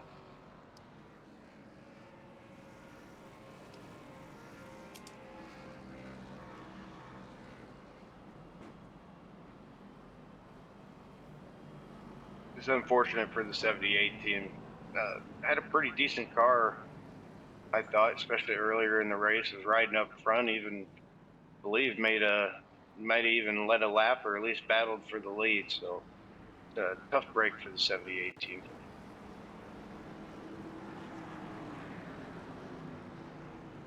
So, of course, looking at actual historical facts here for the Arca Menard series, for Las Vegas Motor Speedway, it is normally an average of 5 to 7 caution laps per race, with some actually going up to 13 to 16. Of course, more recent, shorter 150 lap events have hovered around this range. So we are actually kind of still in the ballpark for, the actual Arca Menard series itself here. Well, the Right Time League tries to be a NASCAR-like league, so we would hate to disappoint and not go along with the trends. The drivers probably beg to differ on this one.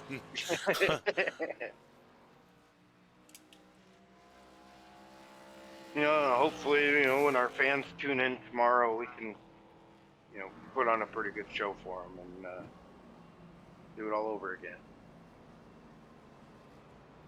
We have officially just broke the Arca Menards Series West race record set back in 2001. With the most cautions at Las Vegas. The last one was set at 15. This is now broke the record with one extra at 17. Is that a full 43 car field? I pray to God. Pick up for my boys here. Does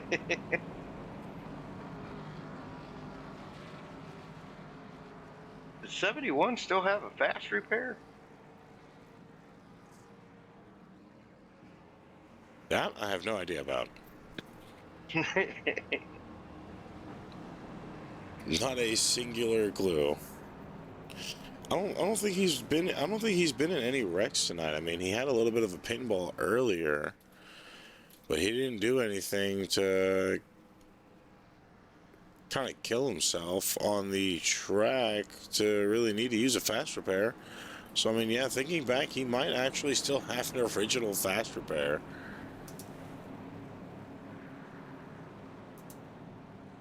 He sure did.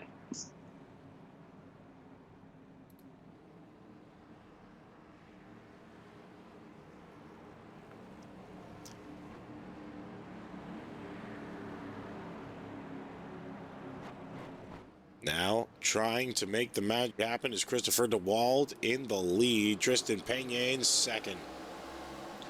Green flag back out. The Veterans United restart zone that time by DJ Norris. Moves up to second place. Pena going to be fighting Norris back and forth for the lead over the top three. Of course, Wald loves to see that battle behind him. I was about to say, of course, the way it's looking, DeWalt probably going to run away with it with 7 to go. As long as he gets the white flag, it's a wrap for him. 50 and the 54 bumping in the back. Mind you, these two are teammates on Fridays. And, they are teammates on Saturdays. That being Mark Morton and Tristan Pena. Wreck in the backfield, 47 off the pace. Looks like we might get a green-white checker, maybe. We'll see. By the time we go green, we should, when they cross the line, it should be 3 left to go. So yeah, it should be a green-white checkered. Or green-white. 47 really off pace, got spun out to the infield. Now, I kind of want to see what happened between the 50 and the 54 here. You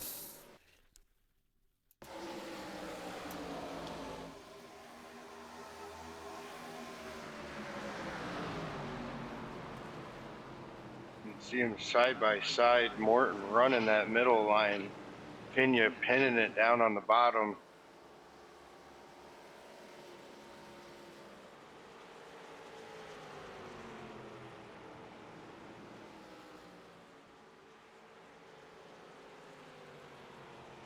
And they kind of switch it up for the next one. Morton riding that bottom line and Pena riding a little more higher, the high line.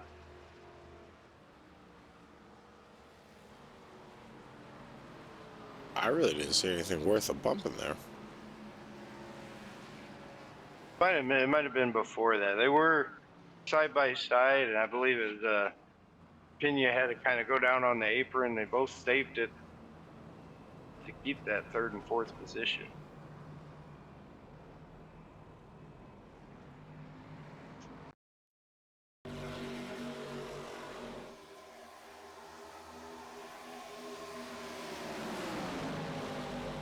And we got enough time anyway when they re-rack.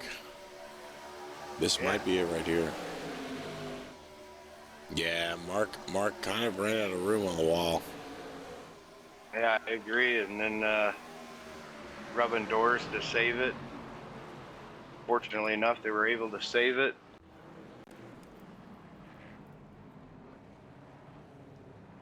DeWald again, probably frustrated in that lead position. Every time he gets a lead build up, caution comes out.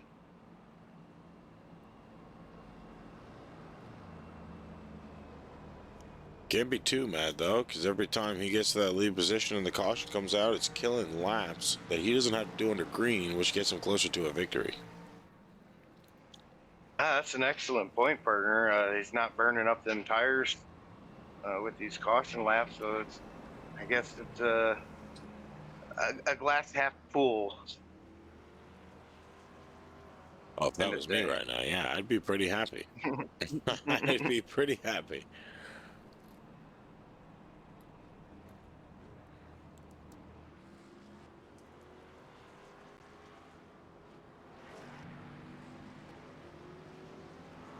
'78, Aaron Wright back in the top 10. John Marino back in the top 10. Holloway back up there as well, 51 after getting caught up there.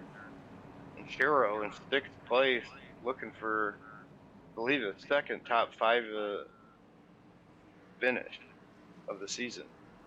Now, of course, looking at last week's race at Dover, Christopher DeWald finished in 3rd. Tristan Pena finished in 2nd, and Singleton finished in 1st. So now DeWald and Pena really having the fight here tonight to have to solidify this race up with a bow for either of themselves, but they still have a few drivers in between. Of course, that being, some drivers like DJ Norris, Mark Morton, Corey Rainey, 2 veterans not too far behind. We've seen them fight pretty early. Like you said earlier, partner, the 33 of Blake Sharrow, pretty good when you put strategy on him, pretty good when you put pressure on him as well. So, there's still a few names that have to be looked at here tonight. Definitely. Going back green, DeWald gets back out front. Pena mirroring his tracks.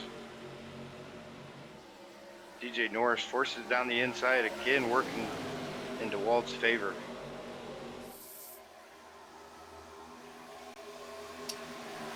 Two laps to go now. Fisher Studios 200 almost done. This time crossed the line, no more cautions, so they better clean it up. White flag out now there. 3 wide for second place. Morton, Norris, Pena, all holding a 3 wide. Practical salute here for the last lap. Mark Morton going to advance over Pena and Norris. Wreck in the backfield. Corey Rainey involved in that as well. There goes their chances. And now, of course, Daniel Holloway now 3 and 4. Here we go. 84 of Christopher DeWald, who finished in third last week, will be able to take it this week for a victory here in Vegas. Congratulations to the 84 team on an excellent win today. Definitely proved he had the car to beat, especially there at the end. Martin and Pena on the podium once again.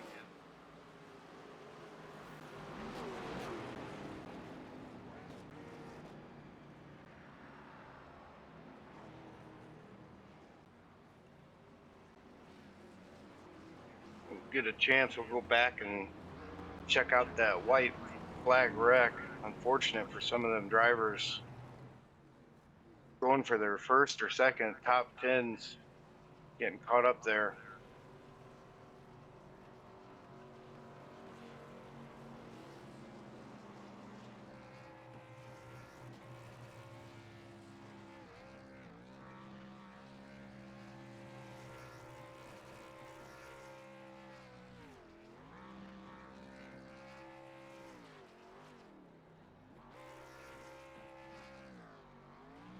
'84 burning it down, doing his burnouts there on the Lucky Dice in Las Vegas.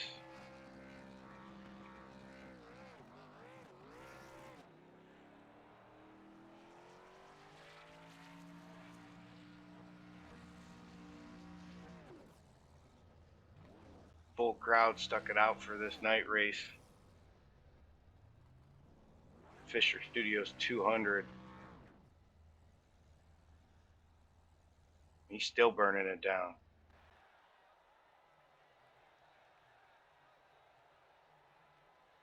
Of course, like you said, partner, a lot of drivers got in some unfortunate situations at that last lap flag. Of course, DJ Norris, Corey Rainey, all involved. Blake Sherrill as well.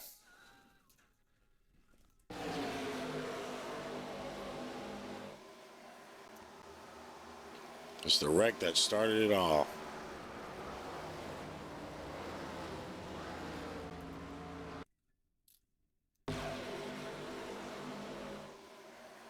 Looks like the 33 had a run there, tried to give the 82 a bump. Just kind of dominoed from there.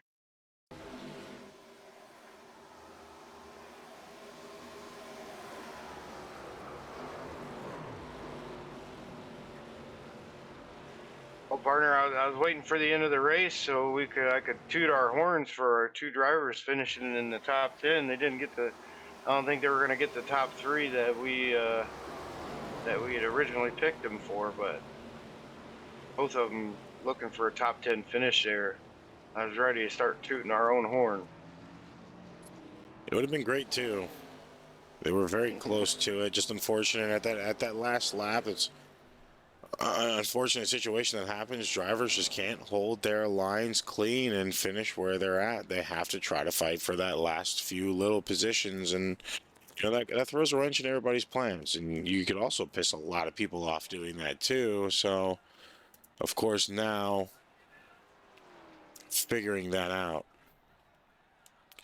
is going to be half of the drivers in that wreck when it comes down to post-race.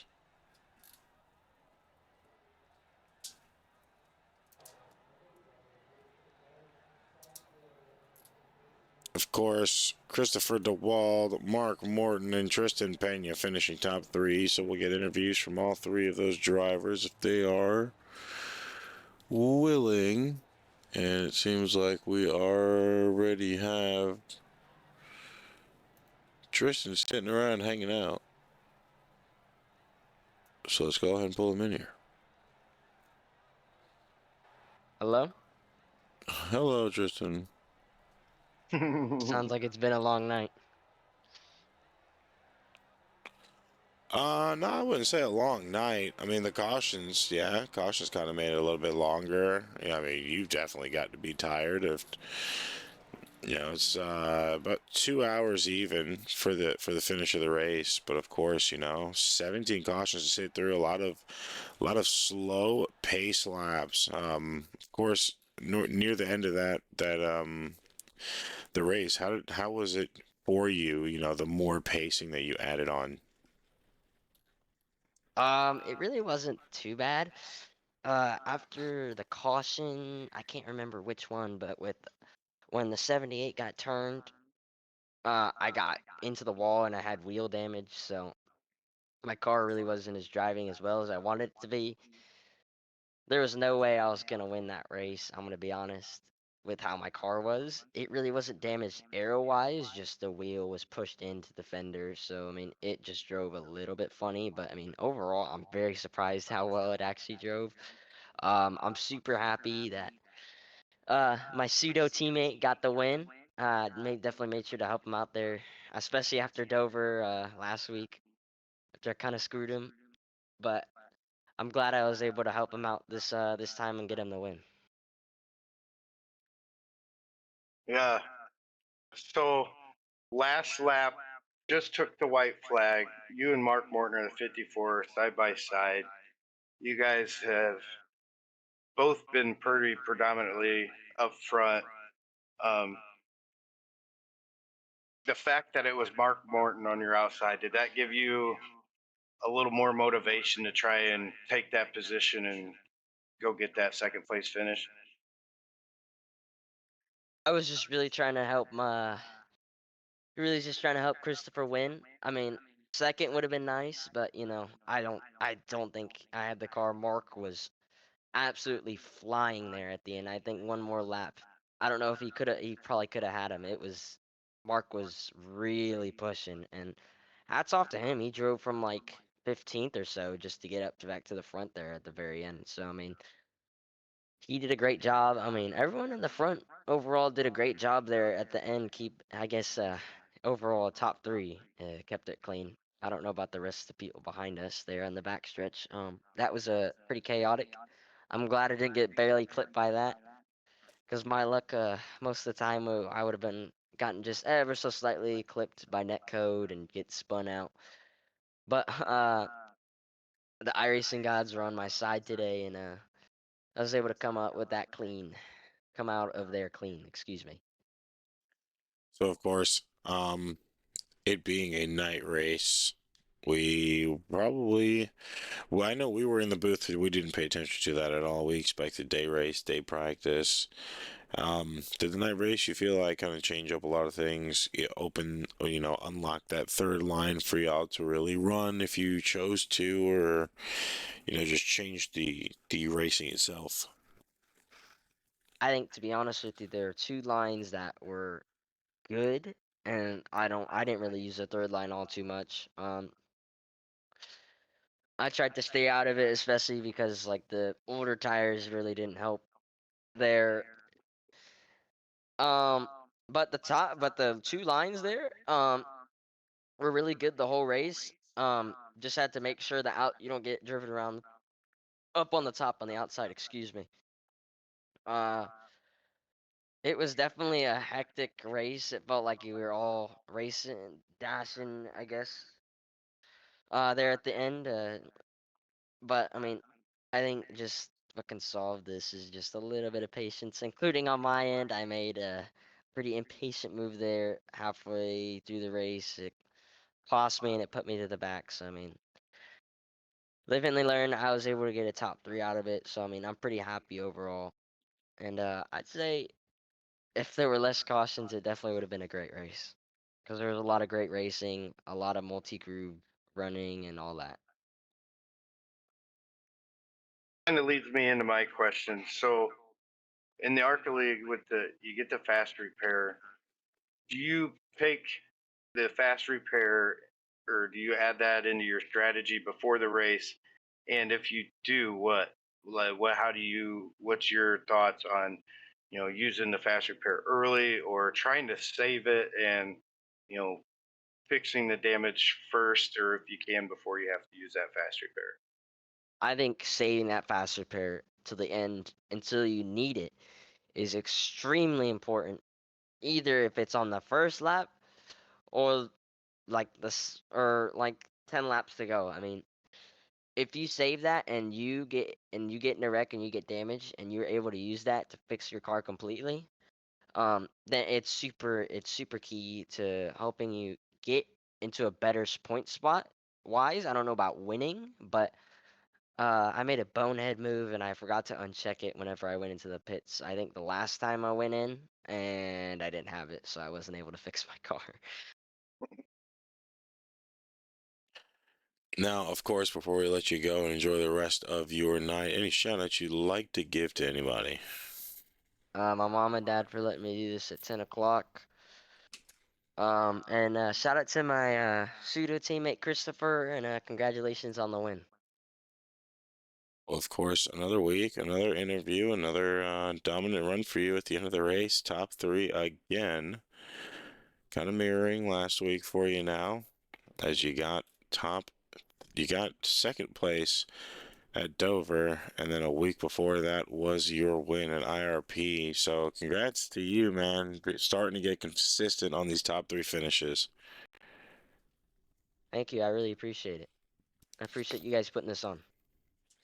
Yeah, of Congrats, course, brother. man. And of course, that was the 50 of Tristan Pena. Someone that we're going to have a 30-minute conversation with because it's bound to happen because of who it is.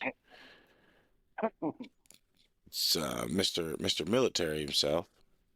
And Good old, it pissed me and DJ off. it did it now, Mark.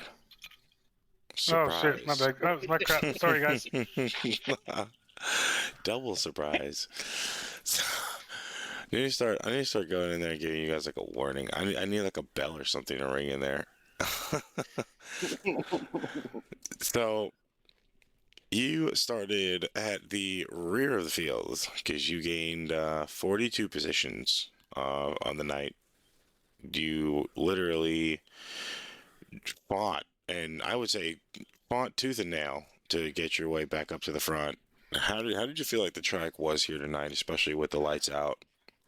It felt phenomenal. It really felt like you could run anywhere, almost anywhere. Outside the top didn't really go through. I thought about bringing in the top, but everybody was running low to middle.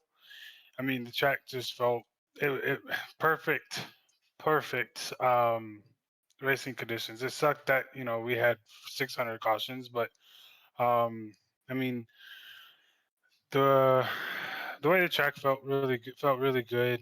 The car felt great. It's just sucked that I didn't gain 43 spots. My question on the last lap on the restart, what was your strategy on the restart before that green white checkered, and what was going through your mind? To work with DJ, because we knew Tristan was blocking. He was gonna be a teammate and try to hold us down to let Christopher get far ahead. But once the white flag came out and I knew DJ and Tristan were gonna be rubbing, I I I gassed it and went around him. Surprisingly, it stuck. Having somewhat fresh tires really helped out. Um, I was hoping that it would have been another green white checker because that's when I really think I would have got Christopher. But when you need the caution the most, it always goes green. Now, of course, looking forward as we finally have week 6 in the books. Um, Definitely looking forward to tomorrow because I mean we're at a really good point in the schedule where it's just lefts and rights being thrown. Darlington next week, then you go to Eldora for the trucks, but then of course Nashville for the fairgrounds next week, and then we go to the 2.5 mile Pocono. So how are you feeling about practically the next 2 weeks across both sides of the schedule, trucks and ARCA? Uh, Besides Eldora, um, I feel pretty confident.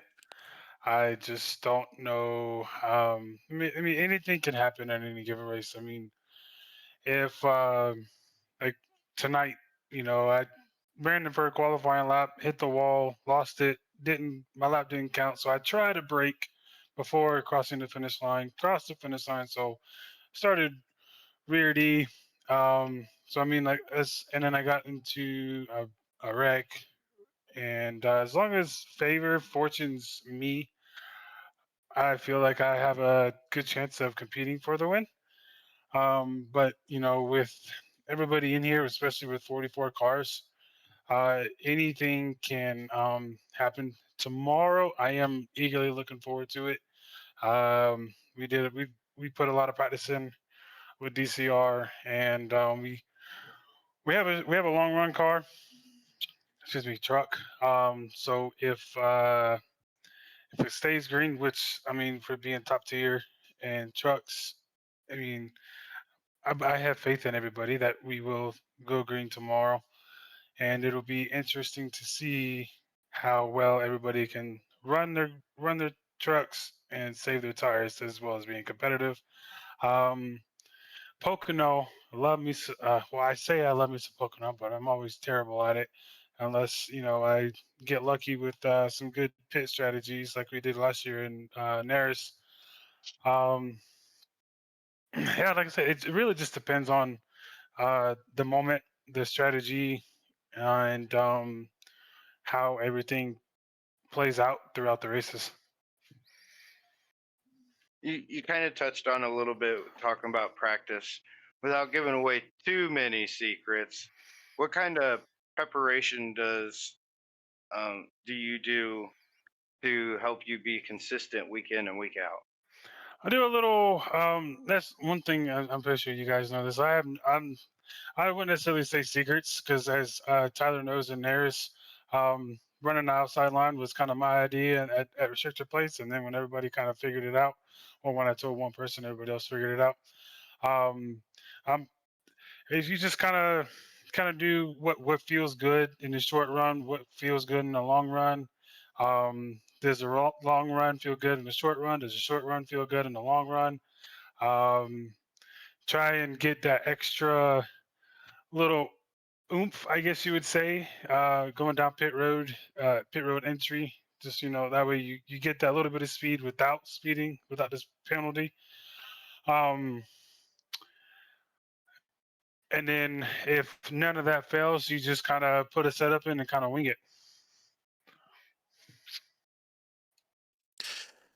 Now, I mean, here tonight, gas strategy and tires really weren't able to play much of a factor for many points and times in the race. Cautions kind of plentiful near the end. Do you kind of feel like Nashville might be the same way towards the end with just the cautions piling up back to back? Hopefully not. Um, Hopefully everybody kind of. I mean, I want to say Nashville can be a two. We talk about the short track. That's the fairgrounds. Oh yeah, I believe it's a short track. Okay. Well, if it's short track, I mean, I feel like we did pretty good with IRP. Um, and hopefully we can have some more luck with IRP. Uh, if the cautions come out kind of like they did tonight, you just kind of want to like figure out when the good time is to take a set of tires, well, excuse me, your last set of tires to where um, you have an advantage over everybody, and to where you can burn your stuff up without and still be competitive and just blow by everybody. And of course, before we let you go and enjoy the rest of your Wednesday, do you have any shout outs you'd like to give to anybody? First and foremost, both you and Mickey Mouse for taking time out of taking time out of your evenings to broadcast the race. Um, let me look at her before I say this one. My wife for watching. Um, she no matter where she's at, phone or TV, she is always watching the race. She's yelling at you guys to well, she's yelling at all of us and myself included for to do better. Everybody in right time for showing up tonight. 44 cars was a heck of a show out. Just wish we didn't have those amount of cautions. DC, Omar, Connor, for being part of DCR, Mr. Team owner, I guess you would say, David Callahan, for putting for another week for having Mr. The right five paint scheme on, um, and just making me look like a dummy out there on the track with the wrong paint scheme. Um, and big shout out to Chris for winning and holding it off. If we had, like I said, if we had another lap or two, I think you'd be talking to me next instead of today. But big shout out to Chris. He ended up having him and Tristan ended up having a good strategy to where they were 1-2. Tristan was able to hold them off, and he'll hold us off, and come away with the win. Well, of Shout course. out men and women, baby. Well, go ahead. I was just gonna say, shout out men and women serving home and abroad, man. Appreciate you, brother. Oh, of course, brother. I mean, I'm not really doing anything. I'm just sitting on my rear. Everybody's out in the field right now doing exercises. I can't really go out there with them because I'm injured and I'm getting out. But yeah, no, definitely big shout out to all my brothers and sisters in arms. It does take a lot to be away from family, to be away from friends, and adapting in a new environment. Just taking the guts and grit for going through realistic, even just basic training. Now that the prisoner of war has kind of amped it up to make it seem like it was like to make it old school and getting rid of the first 10 and now going back to the shark attack. Yeah, I mean, even it does take a mental toll on you, especially the young bucks. But at the end of the day, it does somewhat turn you into a better person, and it can also change you for the good or for the bad. But yeah, I mean, it's a hell of a job. I love it. Gonna miss it, but it's there's my calling to serve even for the nation is coming to an end. Hey, brother. Of course, congratulations on the top three here tonight. Pretty valiant effort after what some would call a tricky finish to a good start of a race here at Vegas. Definitely look forward to seeing what Nashville is going to bring for you, and I'm kind of interested in seeing you in outdoor now. Oh God, I tell you what, if I don't know if you saw my message about my new nickname and my theme song.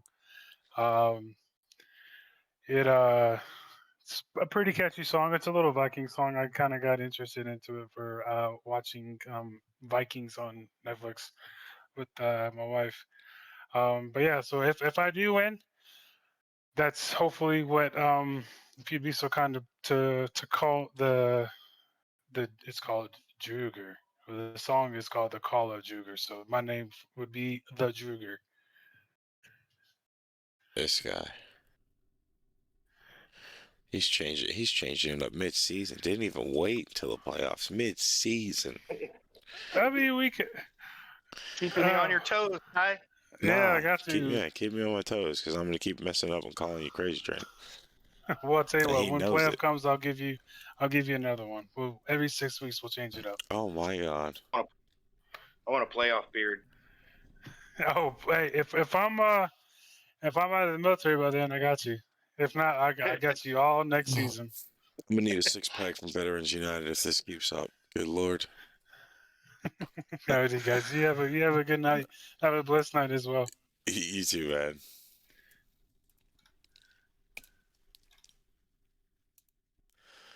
Of course, I don't even want to say it, dude. The what did he say? The Druger? The I don't Juger, know. Mark Morton. What a change just drops out of nowhere. Dude, I saw that. I thought he sent me something personally earlier. Didn't even realize it was like supposed to be his whole nickname theme song. And I feel bad for not messaging him back. It's like, yeah, F you, dude. I didn't, I looked at it, but I didn't pay attention. So I'm sorry. I'll pay attention next time. Remember tomorrow. Yeah, I'll definitely have to listen to it tomorrow. One more person here, ladies and gentlemen, before we do our wrap ups post race and leave you with the white flag lap. That'd be our winner, the man who solidified a top three for himself last week as well, but officially got the win here tonight, Christopher DeWald. Hey, what's up, man? How you doing? Good. That's really the question right now. Uh, Feeling pretty relieved. Glad to get back what was mine last week, and yeah, keep moving forward. I must say it was a pretty close finish last week. Unfortunately, just came a little bit too short. Wasn't able to kind of wrap it up with a bow for yourself. Finished in third, not too far, about 7/10 of a second off pace from Singleton, and of course, that last lap antics kind of got the best of everybody here tonight, as it did last week. You just happened to be in the right position. Um, how do you feel like the racing was here tonight? Not just for you, but for your competitors as well. I mean, where I was at, there seemed to be some pretty aggressive racing, not over aggressive, but definitely aggressive. I feel like the that was one of the things I was not looking forward to is going into the pits and getting potentially mired back in the pack where some of this stuff seemed to be happening. I think there's just I think a few people got a little impatient and ended up, causing problems for themselves, and it sounds like some others. I was just glad to be out front ahead of it and not have to deal with it too much. I mean, there was one wreck on the backstretch I had to kind of weave my way through. I don't real lucky to get through that, but overall, I think the racing was definitely aggressive.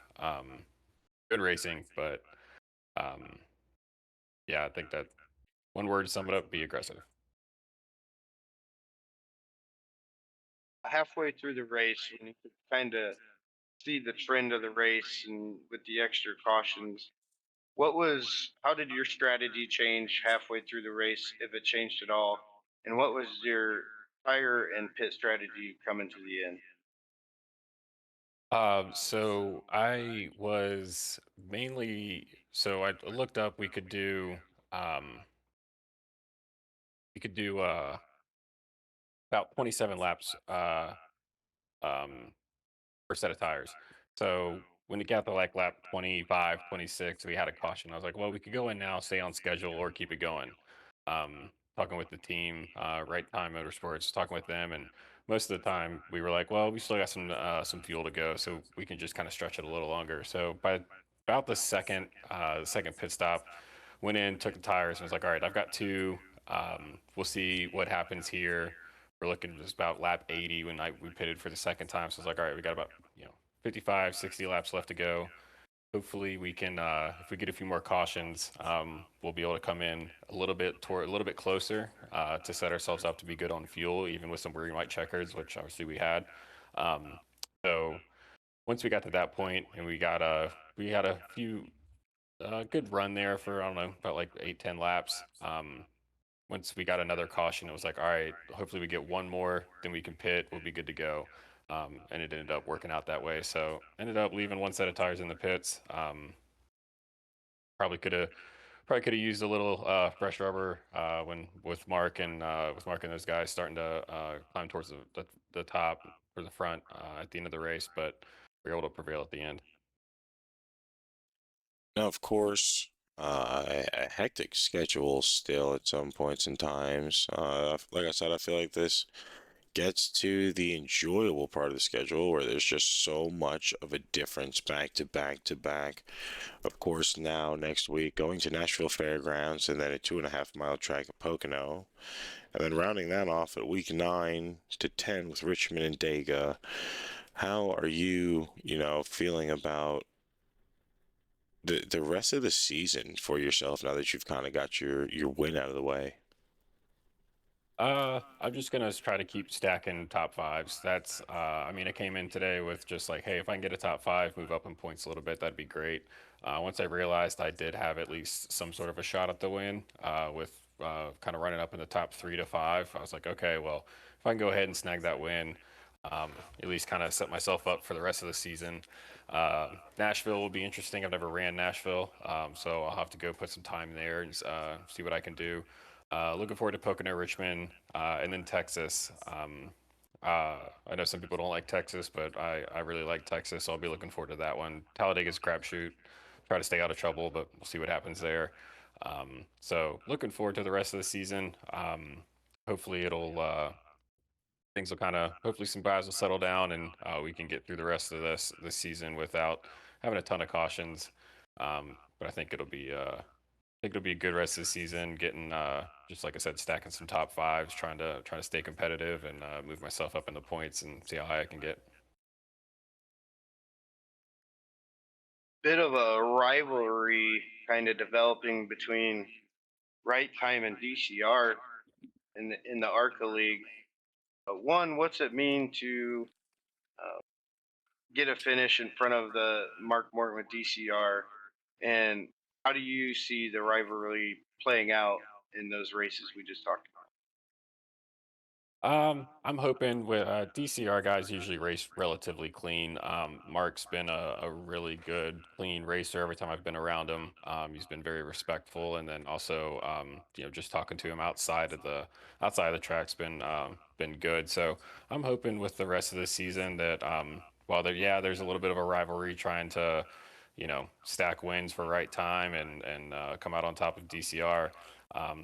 Those guys are fast, so it's gonna be tough to keep to keep in front of them. But hopefully we can just stick with them. Uh, Glad we don't have any road courses left, so we don't have to worry about Mark running away with too many of them. But just keeping ourselves out of trouble, I think will definitely help kind of smooth things over and not getting into too much crap with them, being that we're racing around them a bunch. Just being respectful to each other and doing the best we can to stay stay fast. Oh, brother, the voice is starting to get very familiar here in the booth with these podium finishes you're getting.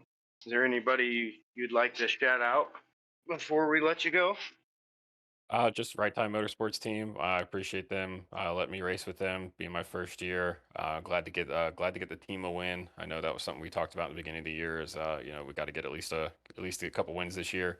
And then I want to definitely shout out Tristan. That push on that last restart was basically the winner. So I appreciate him. I appreciate just all the clean racing I was around tonight. Everybody seemed to be doing well and staying clean. But I just want to thank you guys. Thank all the sponsors. Just appreciate everything that everybody does to keep this thing going. And looking forward to hopefully talking with you guys after Nashville. And I appreciate all you guys do. Well, thank you, man. Congratulations on your win, of course. Thank you. Appreciate it. You have a good night. You too, man. Congrats, brother. Thank you.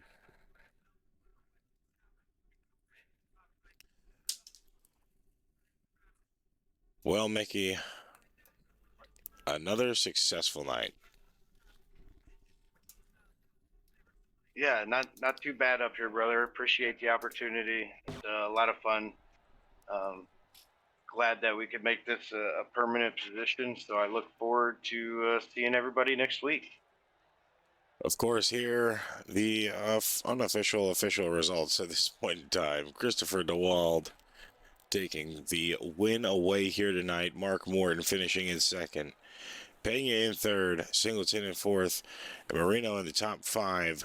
And it seemed like there was a lot of maneuvering at some points in times throughout this race, a lot of questioning, and a lot of moves that unfortunately put almost half of the field out by lap 135. Yeah, that's going to happen in this kind of league. So, got to shake it off. Got to get in some practice for next week. I want to give a quick shout out to 6th, 7th, and 8th place, and maybe even 9th place, getting themselves some top 10s. Kevin Nault, Warren Appelt, we were talking about him earlier. So shout out those guys getting some top 10. And of course, as always, all good things must come to an end. So here for us tonight, as our broadcast is wrapped up, we will need to wait until tomorrow. Come back fresh and ready to tackle the truck series as well. Of course, tomorrow, like I said, Thursday, 9:05, a green flag for the truck series for right time, and then Fridays and Saturdays for NARIS Trucks and Cup Series. Monday, American Star Car Racing League. You can find me here, as always. But until tomorrow, ladies and gentlemen, me and Mickey will be signing off. You'll see Mickey tomorrow in the truck himself. Then you'll see us back here in the booth on Wednesday. So, of course, on behalf of the Asphalt Racing League. I drew a blank there for a second. And the Right Time Sim Racing League, sponsored by T. Elliot. We definitely appreciate you guys tuning in with us here tonight. Night, everybody. And of course, we will leave you with a white flag lap where Christopher DeWalt took the win. Hope to see you guys tomorrow. Everyone have a good night.